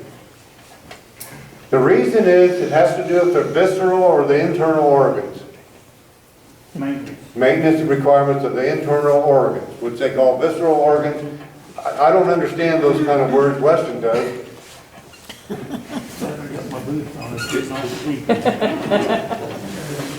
I like to think of it in terms of an engine. You know, I've got a little diesel Volkswagen Bug out here. You know, that runs on diesel, doesn't take much. You know, as compared to a big, high-performance car has to have high-octane fuel. That kind of makes sense? Okay, now, with that fact being known, what's that tell us about calves out of heavy milking cows? Same deal. When I take those calves out of heavy milking cows to the feedlot, what do I know? They're going to eat more to gain the same amount. They have to meet their maintenance requirements before they gain the first pound. So if I have low milking genetics and high milking genetics, this steer calf will never produce a drop of milk, but he's still got his mama's engine that requires more feed. Well, he grade and yield better. Who said that? I do. Okay. We'll argue about it. Will he grade yield better? Why would he? I don't know, man. I would say low maintenance animals will grade much quicker on much less feed, much less days. Yield is a management situation. Looks like you're considering marbling, and, I mean, well, I don't understand the principle here, but. Well, they're, you know, putting on muscle is not that hard because it's 70% water. When you start putting on fat in the meat and outside the meat, it becomes more difficult, but a low maintenance animal will do it a lot quicker. Isn't your heavier milking cows generally a bigger animal too? Jersey is it? No, that's right. Within a breed, this is a true statement. Between breeds, this is not necessarily true in totality. Don't be throwing them big words out. Certain breeds have been developed, like the dairy breeds, to partition more nutrition towards the milk, and yet they rebreed. We don't like the looks of them because they carry no back fat. But they can milk more than a British breed can ever milk and still rebreed and still make money. And so the Holsteins can't do that, the Jersey can. Cannot, Jersey can, and any The of the others. average Holstein, I can't remember what it's called, but from the time she has one calf to the time she has another calf is over 14, 15 months. You can't make her breed every 12 months. Jerseys can do that. So, but Jersey's a different animal. They've never been pushed as hard as the Holsteins. Okay. Hang on, Ken, I got it. Is this factored into your udder score? I can. Well, I'm asking, so if you got No. if I'm looking at a bull that has a damn udder score of 5, does that mean she's a heavy milking cow? No. That's my Should be question. a lighter milk. She could be a lighter milking cow. You know, when we went from April calving to May calving, we had some of the prettiest udders you could have. We went to May calving, we had to start over with her calling. Do you have less scours than the earlier calves, the earlier February, March calves? Typically. You typically have less problem with scours. Less stress. But, you know, the industry is bred for more and more and more milk, that as soon as you move your calving season in sync with nature, you have too much milk. That's what I'm saying. If I bought a bull out of a cow with udder score of 5, that wouldn't be a heavy milking cow necessarily. It just means she has. No, we don't score on milk quantity, udder quality is what we're looking for. We want an uptight, tightly supported udder with small teeth. And if she's high milking, heavy milking, she's probably gonna stretch out and end up with big old long swollen teats. So probably the opposite. It bothers me when the so-called experts in the beef industry refer to milk as a maternal trait. If you get, not my catalog, but if you get an AI catalog or a sale catalog, and they refer to this bull as a high maternal bull, what are they saying? He will produce daughters with high levels of milk. To me, milk is not a maternal trait, it's a growth trait. The only reason I would ever want more milk is to have bigger weaning weight. So it's a growth trait, and it's the most expensive and inefficient growth trait I've ever dealt with. And I'm going to use this as a study out of USDA Research Center in Miles City, Montana, an old study, still valid, that I'm going to use that to back up this statement. Let's say I have a cow right here and a calf right here. This calf is 150 days old. If I wanted to wean this calf today at 150 days, could I? Nod your head. There you go. If I wanted to leave him on his mama for another 150 days, could I do that? Yes. According to that study, if I separate this calf and cow right now, wean them, I can get the exact same gain with 15% less feed than if I leave them together. Now think about that. But that has to be 150 days, can you do it? No, it doesn't. I just made up 150 days. You could, but you're getting the wrong point here, Bill. They're starting to take even lighter weight calves to wheat pasture. Yeah. Like 250, 3. The point is, I am not a fan of early weeding. I'm not. Except as a drought management tool. When you're faced with drought and no grass, get the calf off his mother, because that's what happens. The only reason I'm saying this, Mike, don't scowl at me. Cowboy and Tammy. Milk is not the great thing that everybody's convinced you that it is. Everybody that comes to our program first, for the first time, what are you looking for? Well, I think I need to have smaller cows, this, that. I got to keep my milk in there. There's not a ranch in North America needs more milk that I know of. We don't raise calves on milk like everybody says we do. We raise them on grass. We supplement the grass with the milk. It's as simple as that. It doesn't take very much to do it. The industry has just about bred the foraging ability out of our animals and created something else.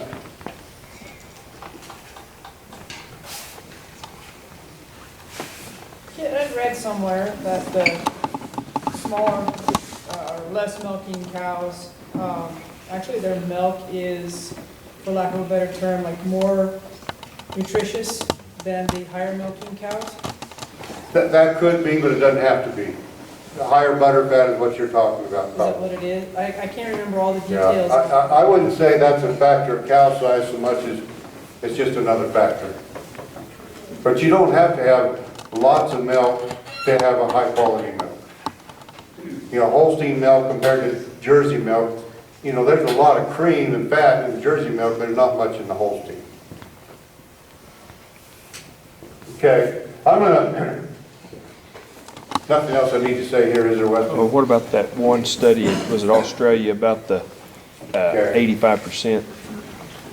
Study in Australia says that 85% of a calf's ability to grow from birth to weaning is due to his foraging, genetic foraging ability, not milk. What percent? 85%. And again, I'm going to say, we don't raise calves on milk, we raise them on grass. The milk's a supplement. I've noticed that on the longhorns. Calves are, if they get to a certain point, they're out there browsing or eating right along with their moms. Our calves are, when we have green grass, our calves are grazing in less than a week. I never thought about that. Interesting point. But in the first 4 months of age, how much grass compared to how much milk? I don't know, Chip, first 4 months of age. Is more meat than grass. 60 days, you have something to, 60 days. In New Mexico, cruises to New Mexico State, they said after 60 days down there, the calves were gaining the same pounds per day. The milk-fed calf maybe has a little head start, but it's even after 60 days. But they have very high nutritious plants down there. You go farther north in like 30, 40, 50 inch rainfall area, that calf has to be about 90 days to do the same thing because there's less grass and there isn't so much water in the grass. They don't get as much nutrition as they do in New Mexico. It doesn't totally answer your question, but it's coming close. Okay, there's a direct straight line correlation between cow size and cost of production. That's kind of a no-brainer. This is data came from standardized production analysis. what we call a spa. They studied hundreds, maybe thousands of ranches in a lot of different states. They're saying that ranches with the biggest cows have the highest cost of production. Well, we figured that out. They're also saying the ranchers with the biggest cows have the lowest profits. Now, we're talking something that's important to us. The cows, the bigger cows are literally eating up the profits. How many states are represented here? Missouri, somebody count these states. Can you count? Texas, Missouri, Nebraska, Wyoming, Oklahoma, Oregon, Idaho, New Mexico, Kansas, Montana, Colorado, Texas, Chihuahua. What else? Okay, Sonora. Did I say that right? Okay. Any other states? California. California. How many states is that? What do you think? 14? North Dakota over there. And North Dakota. Minnesota. 16. Wow. Now I'm. This is an unbelievable crowd. Did you get Kansas? Now, how many environments? Probably almost as many. What I'm asking though, in all of these states that's represented here, you think of your home state, would it be a safe assumption to say that most of the cows are too big? Yes. Anybody gonna say no? The Oregon guy, you gonna say no? No, most of them are too big. Okay. Just right around my little group, You're like, our neighbors are all kind of into this, but that doesn't represent the whole state. you're lucky. Why do ranchers have cows that are too big? What was going on here? Did they go out one morning and say, you know, my cows aren't as big as my neighbors, I need bigger cows? Bigger weaning weight. Feedlots wanted them. No, it's weaning weight. Well, we bought bigger and bigger bulls because we wanted bigger and bigger weaning weight. I mean, weaning weight is what drove this whole thing. I mean, again, I talked about Dad earlier.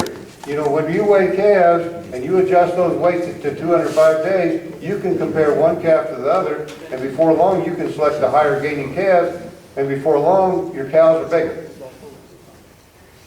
And if you just keep doing that, they get bigger and bigger and bigger, and that's what we're doing. Do big cows always wean the biggest calves? No. As a whole, would you say they do? No. No? Okay, I would say as a whole they probably do, or we wouldn't have gotten the mess we're in. Here's some data that came out of North Dakota, the university up there, Chris Ringwald. In 2008, at that time, and a couple years prior to that, he divided the university cows into 5 groups based on their size. His smallest weight group weighed 1,242 pounds. The biggest cows weighed almost 1,700 pounds. Where's the North Dakota people? There's some big cows up there, isn't there? The farther north you go, the bigger they get. Called Berkman's Law. Yeah, the average Angus cow in North America, from Florida to Montana, North Dakota, is over 1,400 pounds. Same way with the red Angus, same way with the Hereford. That's huge. And when you get up there. Anyway, we all know that the bigger cows, or the smaller cows, will wean a higher percentage of their own weight. These cows are weaning almost 50%. The big cows are weaning about 34%. Let's look at what the actual weaning weights were in this group. Can you see my red dot there? As I move this dot down, the cows are getting bigger. What happened to the weaning weights? Weaning weights dropped as the cows got bigger. How many of you would be proud of a 1,700 pound cow weaning a 500 pound cow? At the sale barn, I would. She'd bring good money. You'd sell the cow. I would. Why did this happen?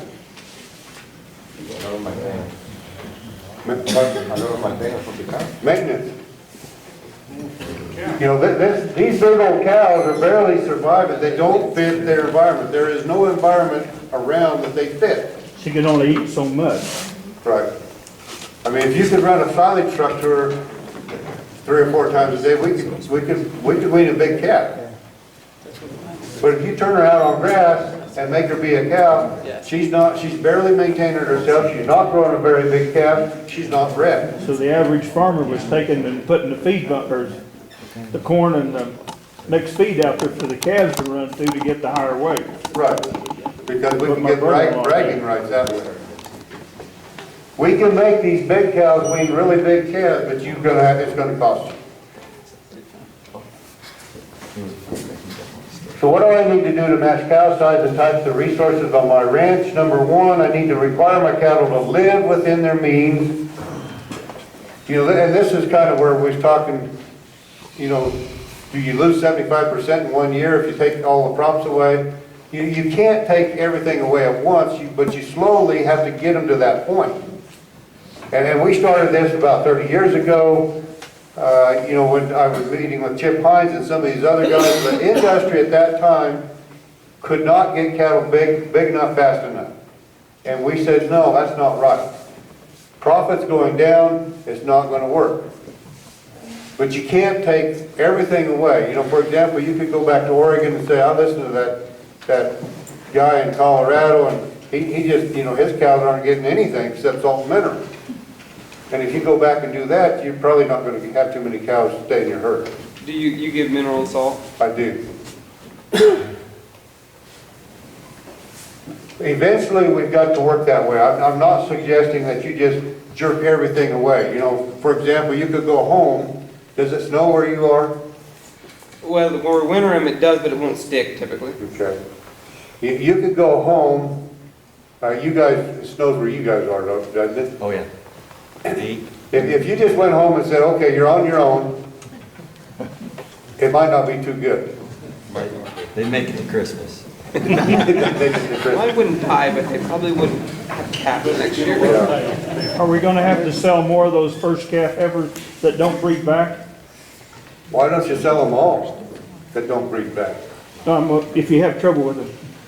Yeah. Whatever, that's part of the problem. We wanna, I like that cow, and I wanna keep her and see what Anytime somebody says, that's my favorite cow, I want to know why she's your favorite cow. To do so, what you have to do is measure, cow by cow, how much you weigh and how much you produce. No. To know which cows are feeding your ranch, you have to... No, you just take away the pressure, or you put on the pressure, take away the inputs. The ones that breed are the right ones, the ones that don't breed, get away. You don't have to measure anything. You don't have to ear tag, you don't have to measure. If they're pregnant and keep staying pregnant, she's good. If they're open, you sell her.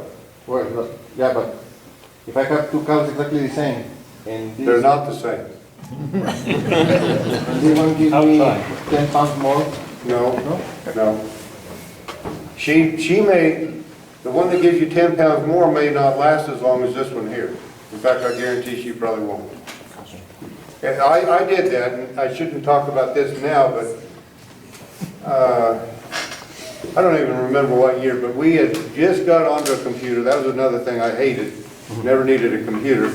But I created this program where we weighed calves and adjusted their weights to 205 days. The next day we crate checked the cows, and we would weigh the cows as they were being run through the chute. And I said, okay, this isn't complicated.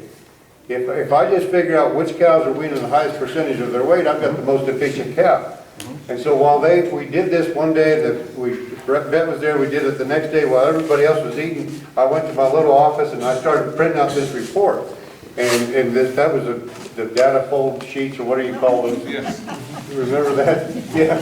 I mean, so I had this report that was taller than I was. And up here, you know, I had some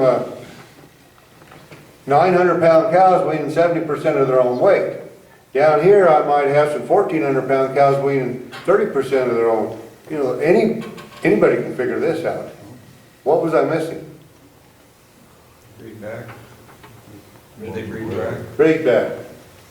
A lot of my best cows, so-called best cows, weren't bred. They put it all in that calf. They were thin. They put it all in that calf, and they didn't breed back. Okay. And if you still have, let's say, 90% pregnancy, you just get rid of the 10%. Still, Right. The 90 is better than the... Right, and that's all you need to know. You don't have to compare one cow to the other. You cut from the top and the bottom. Right. But if your favorite cow comes up open, she's not your favorite cow anymore. She becomes your enemy. And, you know, we learned then, we'll still weigh cows, but when we weigh cows now, we adjust their weight to a body condition score of 5. So for every quarter of a body condition score, we are taking away or adding 20 pounds. Now I can compare cow to cow. I'd rather have a fat cow that stays in the herd than that thin cow that can't. Does that make sense? Okay. Number 2, produce and purchase cattle that fit my environment. Garth, don't answer this question. If I continue to use the wrong type of bull, how many years will it take me to produce the right type of cow? Not that long. How many, you, Garth? 7. I was given a presentation in northern Missouri, and Garth said 7. I said, Garth, you're an idiot. Most people believe that though.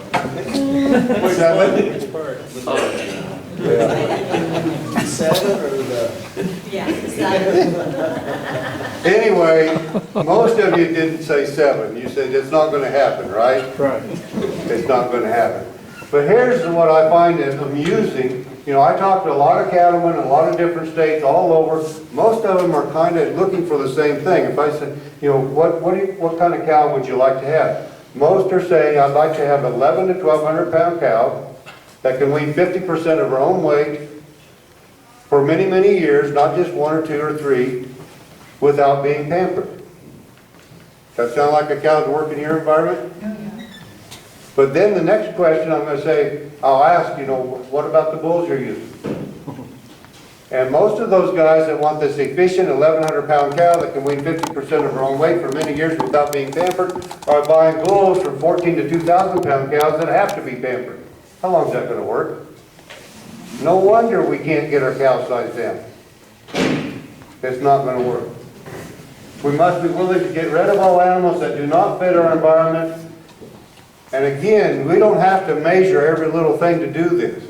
You just take the props away, the feed away, the vaccinations away, the insecticides away, the wormers away. The cows that stay in your herd are the ones you want. It's not complicated.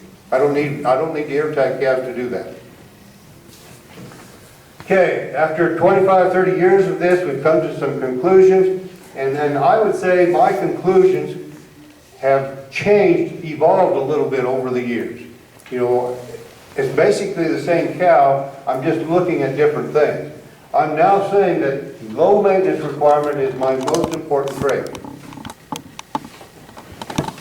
Now, the problem with that is you can't go out there and say that's a low maintenance, that's a low maintenance, that's a high maintenance.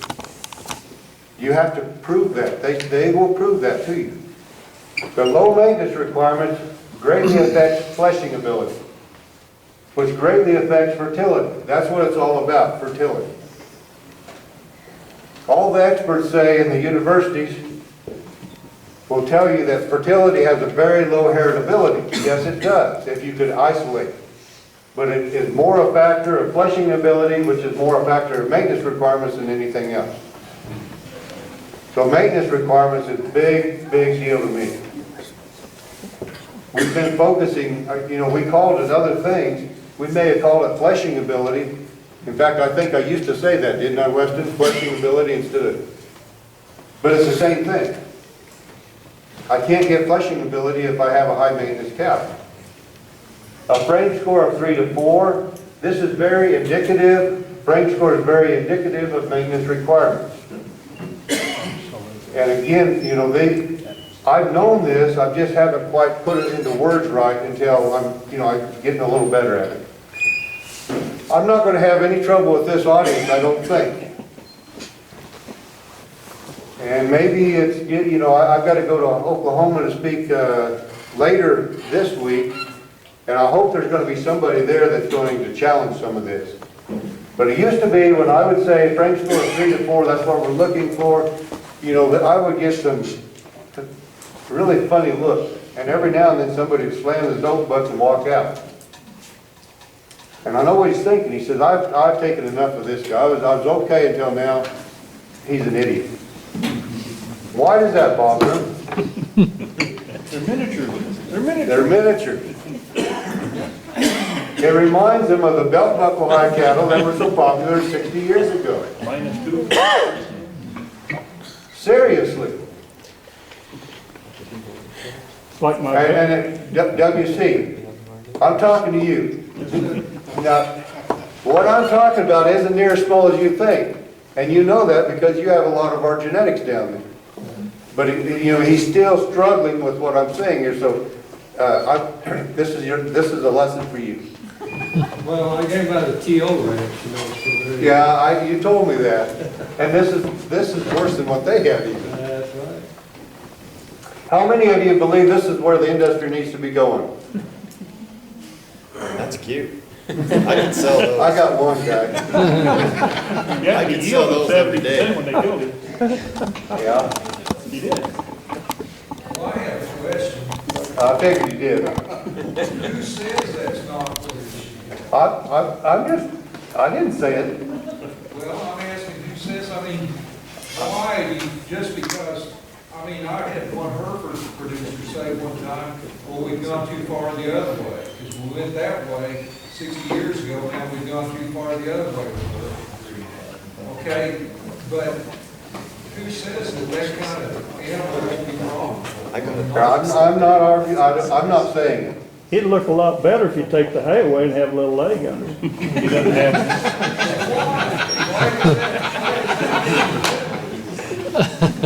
Let me go on. And this is, when Tyson and I were driving to Valentine, Nebraska for a sale 2 weeks ago, Howard Hale, all you guys in Nebraska know who Howard Hale is. He was interviewing John Wood, who's in northern Missouri. You Missouri people know who John Wood is. John Wood's probably been in the grass finishing business longer than anybody. He's almost as old as God. No, he's not. Anyway, John Wood, you know, was talking about his grass finishing and the type of cattle that work best. And this bull was shown by John's granddad. And John told this, and he says, we need to get cattle like Granddad showed in the National Western Stock Show 60 years ago. So, you know, John's kind of agreeing with you. I mean, he can't find any cattle like that, but if he could, he would. So I thought that was kind of interesting. Frame score is nothing complicated. It's nothing more than height in inches adjusted to age. John sent me this. I've known John for a long time. At that time, we didn't measure frames, we didn't have frame scores, but we measured everything. I mean, they were trying to make them as square or round as a ball, so they were measured. So I have a pretty good idea what his frame score is. Now you be quiet. Some of you guys know too much, so just be quiet. What I want to know is what do you think his frame score is? WC. Probably 3.5. 3.5. A 0. Is there negatives? yes, there is. Yes, there is. Yes. In reality, he's about 6 inches shorter than a 1. -2 or -3. -1.5. Yeah, he's about whatever, double aught, triple aught, or -2. I don't know what they call it. But when I say 3 frame and you get scared, that's not what I'm talking about. That helping you out? Yeah. Okay. So how tall in inches is a 4-frame cow? Some of you know Ryan says 50. He's going to speed this meeting up. He's right, 50 inches tall. 4-frame cow is 50 inches tall. I used to start these meetings by putting a piece of tape across my chest right here. And then I forget to tell you why it was there. But I'm holding my hand here so you can say, well, that's not a very big cow, but it's not that right there. Tyson tells me that the tape needs to go up here because I'm shrinking. So 50 inches used to be here, now 50 inches is up here. So I don't know. So what's a 5? I'm glad you asked. There's 2 inches of difference between a 4-frame and any frame. So a 4-frame cow, and there's going to be a test on this, Ron, and I expect you to pass it. 50 inches is a 4-frame cow, a 5-frame cow is 52. A 3-frame cow is 48. James, this isn't the test. But you're doing good. You're doing good. The complicated thing is that there's 4 inches of difference between a cow and a bull in the same frame. Now it gets complicated. But there's still 2 inches between frames. So a 4-frame cow is 50 inches tall, a 4-frame bull is 54. A 3-frame bull is 52.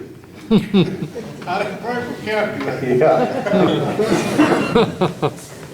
We have some thick, easy fleshing 4-frame cows weigh 12 to 1,300 pounds. That's pretty big. We have some thick, easy fleshing 4-frame bulls that weigh over a ton. It's not hard to get these bulls to weigh that much. This is a 3.5 frame bull. That bull's probably weighing 3,200 or 2,200 pounds in that condition. There's not a lot of fat there. There's a lot of muscle, a lot of bull.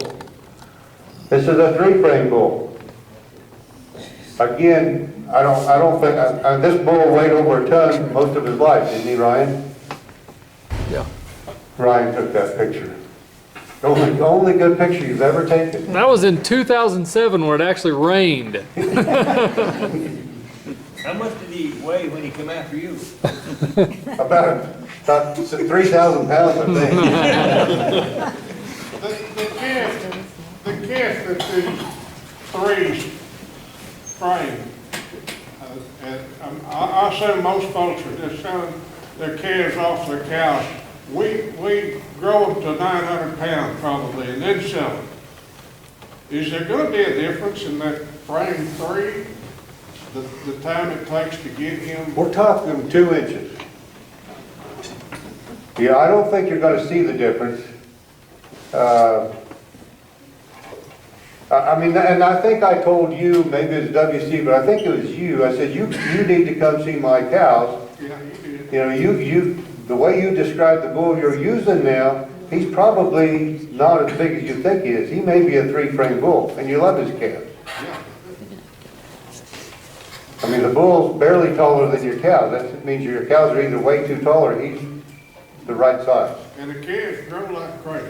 Right. I mean, that's what I want out of that kind of bull. We're not going to get low maintenance in a tall frame animal. I understand. Okay, the other thing, your test is coming up. I hope you're still paying attention.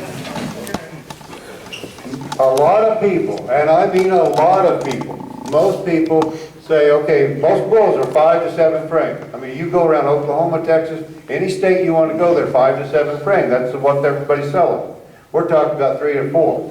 So people say, I know what a 6 frame is, or they think they do. So a 3 frame must be half that size. It's not hard to think that, though. It's not that funny, but that's what they think. Test is hit right now. What's the difference in inches between a 6-frame bull and this 3-frame bull? 12 inches. 12 inches? 6. You got it right. You was paying attention. I see. 6 inches. You know, we're worried about 6 inches on a mature bull.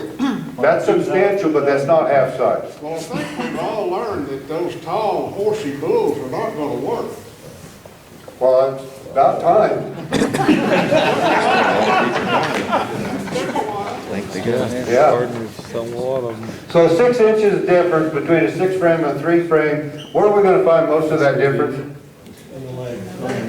Yeah, between the ground and the belly, which weighs how much, Ron? Not much. Not very much. You can't eat it either. Ironically, our 3-frame bulls on grass, nothing but grass, will usually outweigh most people's 6-frame bulls. There's more bull there. Now, I'm guessing the bull you like that you couldn't send me a picture of looks a lot like these bulls. These sexy bulls? He's a second. He called me up, we're gonna do a quick sort, and he says, well, the one thing I want is a sexy bull. I says, how did your wife pick you?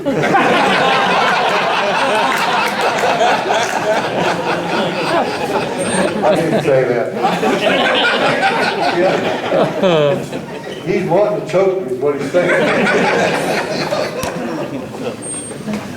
We won't even talk about scrotal size.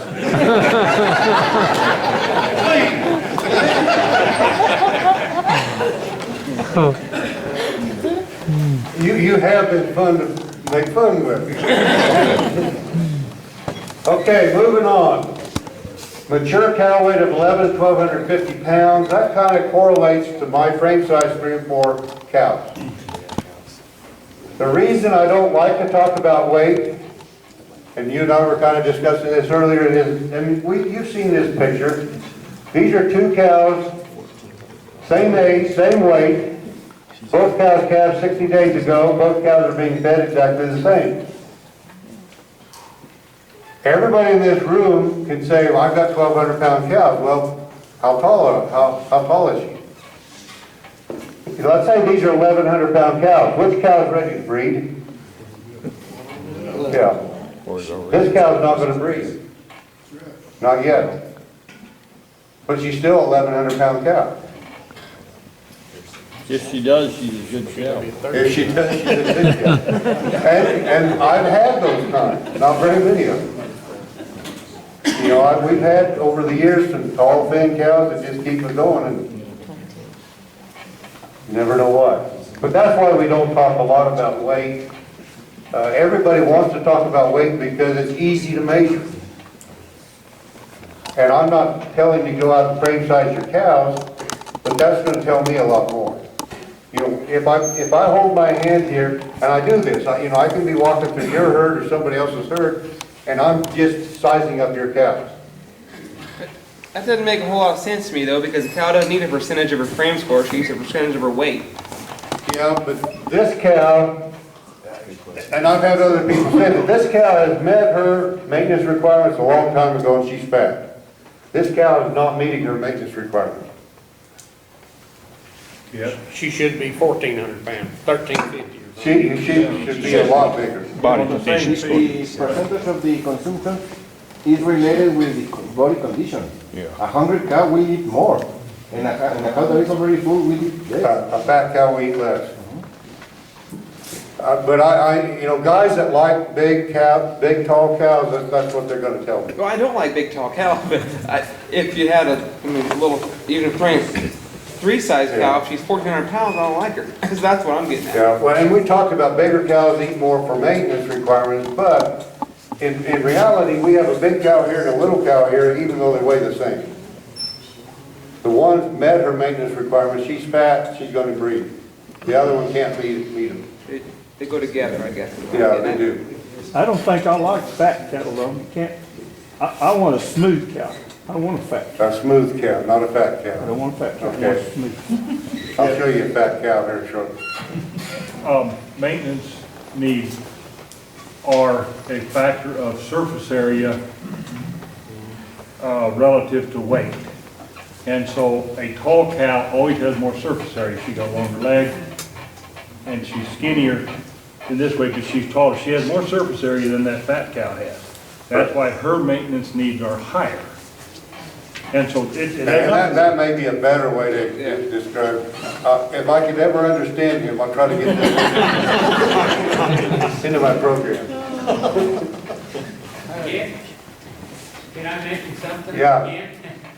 When Ken first started, he bought a few outside cows from other feedstock producers. If I remember right, none of them lasted on Ken's ranch because they come up bolted, because even in the very beginning, he would stuff on his cows and other feedstock producers, and his cows are a heck of a lot better now than they were then. Yeah, we talk about maintenance requirements in my weekly emails, newsletters, and I'm sure some of you are saying, I've had enough, I don't get it. It's a real deal. And I'm serious, some of our other producers, we've tried to bring cows in from other programs. that have the numbers that look, you know, Al's got, I mean, you've taken some cows from other programs. The maintenance numbers look like they're good, but they will not last. I don't think you're ever gonna find which ones work unless you're tough on it. And most programs aren't near that tough as we are. Okay, volume and capacity, I don't have to say much about that, but you know, the show ring likes a rectangular type steer. We like a big, you know, a cow with a lot of volume, and then gets deeper and deeper in the flank area. I want a cow that supports the ranch instead of being supported by the ranch. You know, when you're feeding that cow, shutting them up in the barn to check them and doing all this, I mean, who's working for who? How enjoyable is that? I mean, if you're getting 2 hours of sleep a night and your kid's looking at that and saying, I've got better things to do. It's better to get rid of her up front and put up with her for 15 years. However long you want to do it. Okay, there's nothing special about these cows. They're cows in our program. Actually, I think every cow in this picture is on my ranch, but I can show other producers' cows and they're going to look basically the same, just they may have trees in the background. You're not going to see trees in eastern Colorado. They've never been pampered. They just keep going and going. That's a 3-year-old cow. This picture was taken like late June, early May. These calves are born late May, early June. 10-year-old cow. I'm kind of focusing on more of the older cows because that's what it's all about. Again, kind of see the wedge shape there, the U-neck. You're not going to see an old cow that doesn't have a U-neck. You know, if you got a pretty straight neck, she's not going to be there to be around as long as she needs to be. When you look at a cow, you can see from her head to her rear, I mean, she's getting deeper and deeper. If I'm looking over the top of her, she's getting wider and wider. What do you mean with the U-neck? See how it bends down just a little bit there? In front of the shoulder. Yeah, it's not straight from the shoulder to the head. I mean, there's nothing special about that, but I've never seen an old cow that doesn't have it. Yeah, what's her frame size? She's probably a 3. This is a fat cow, too fat. And she is. This cow is a 3.5 frame cow, and probably, I think the last 2 or 3 weights we got on that cow, she was in the 1350 to 1450 range. I mean, she is huge. Does not have U-neck? No, she got too much fat to have a U-neck.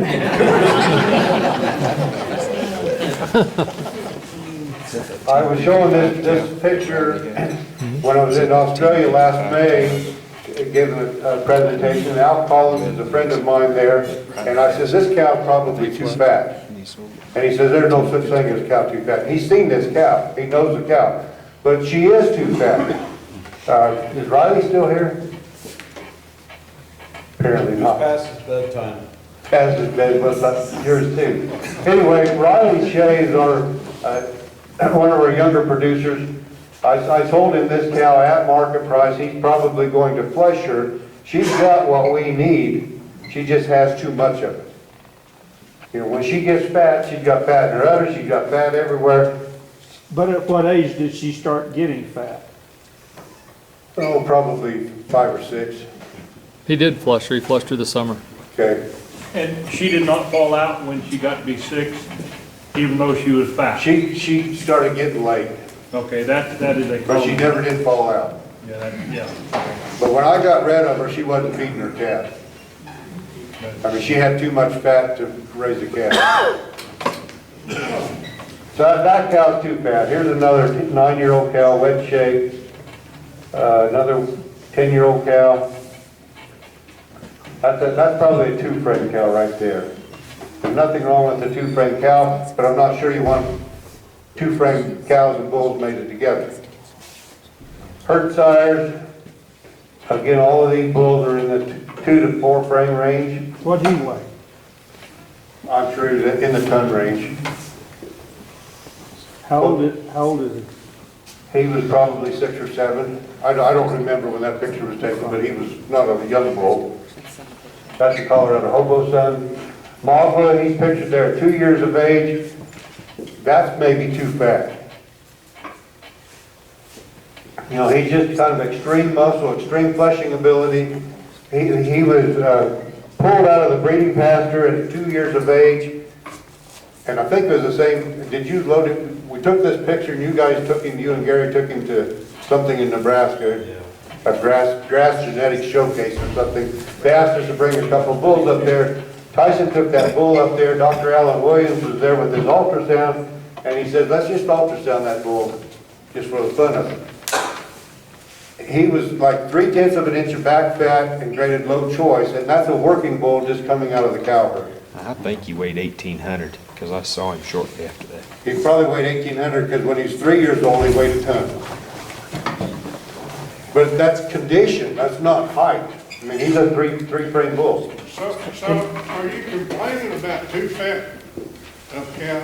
No, but Are you going to try to change something because they're too fat? no, because you need more fat on your cow. You know, we have the genetics that'll take people where they need to go, but when we have an extreme, if I keep breeding too fat of bulls to too fat of cows, I lose fertility, I lose everything. But you can't have extreme. You know what I mean? Yeah. Making I know why there's some taller bulls.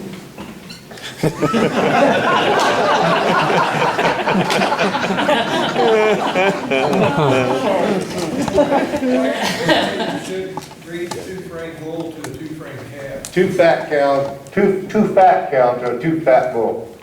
I mean, there's a limit. You know, nature selects against extremes. We have a tendency to select for extremes. We want them as short as we can get them, as tall as we can get them, as wide as we can get them, as big a scrotal as we can get them. You know, we do everything to an extreme, and nature's not going to do that. And this is on grass. This is not, on grass. This is the thing. This That bull, is grass. that It's bull- not corn. that bull's a year older than what we're selling out here when this picture was taken. On grass. He was developed on grass, and but I'm just saying that that's maybe going a little bit too far unless I lived in a tougher environment. But that bull's made a huge improvement in our herds and other people's herds. There's a three-frame bull, pounds per inch of height. This bull's probably hard to beat. He's over a ton, 2,100 pounds, I think. Wasn't it, Dave? Yeah. There's a two-frame bull. 11 years old when that picture was taken. His mama was still going at 17. That bull's under a 3-frame. Colorado High at 10 years of age. Forget what his frame is. Do you know, Cody? 3 and a quarter, 3.5. I think he's less than 3.5, but we still have that bull on our ranch. He's coming 13. We're not using him anymore, but you know, when you're still using a bull at 10 years of age and he looks like that, he doesn't have any problems. You know, animals that have problems don't last that long. Stinky Pete again, there's another Hereford. Pledge, trying to be good. We talked about cows being wedge-shaped. Bulls are also wedge-shaped, but a different direction. Bulls are deeper and thicker and wider in the front, and they get narrow in the hips. That's the way God created things. You know, if we had a bench down here, and we said, okay, I'll get 5 men, you come down here and sit next to each other where you're touching, where are you going to touch? Shoulders. I'm going to ask your wife to come down here. No, don't do that. Mom got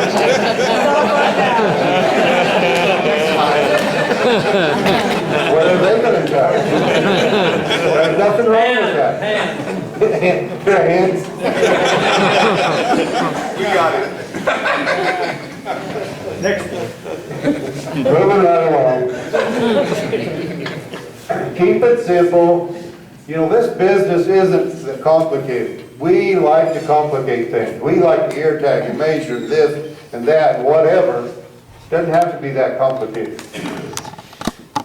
We're in the business of converting free solar energy into a high-quality food product. Properly done, the cow does nearly all of the work for us. That's a good business. Why wouldn't the next generation want to come back and be a part of that? But if you do it all wrong, I can understand why they wouldn't come back. Dare to be a herd critter, you can no longer afford to follow the status quo herd of high input, unsustainable agriculture. And another Earl cartoon. Most of you have probably experienced this. Earl shows off his new bull he bought in the spring sale. Earl trails his new bull home in the fall. You know, that's, Sad but true. it is sad but true. That's kind of become our trademark. We develop bulls, these bulls have been developed on grass. I mean, they're not big and fat, they're not as smooth or whatever as others, but they're naturally developed to this point. If this is your first time to come to our sale like it'll take you 30 minutes out there before you'll start to say, you know, look at it. What? Maybe an hour. I mean, everybody here has been here the first time, and it was a tough one. Wasn't it, Al? Yeah, it just took a bit to get your head wrapped around it, and you finally get to the point, you know, these are pretty good cattle. But you know, again, we come here with our own paradigms, and we look at this and say, something's not right here. So, but you'll be back if you try. Anybody here not receiving our newsletters and emails, you should be. Any questions?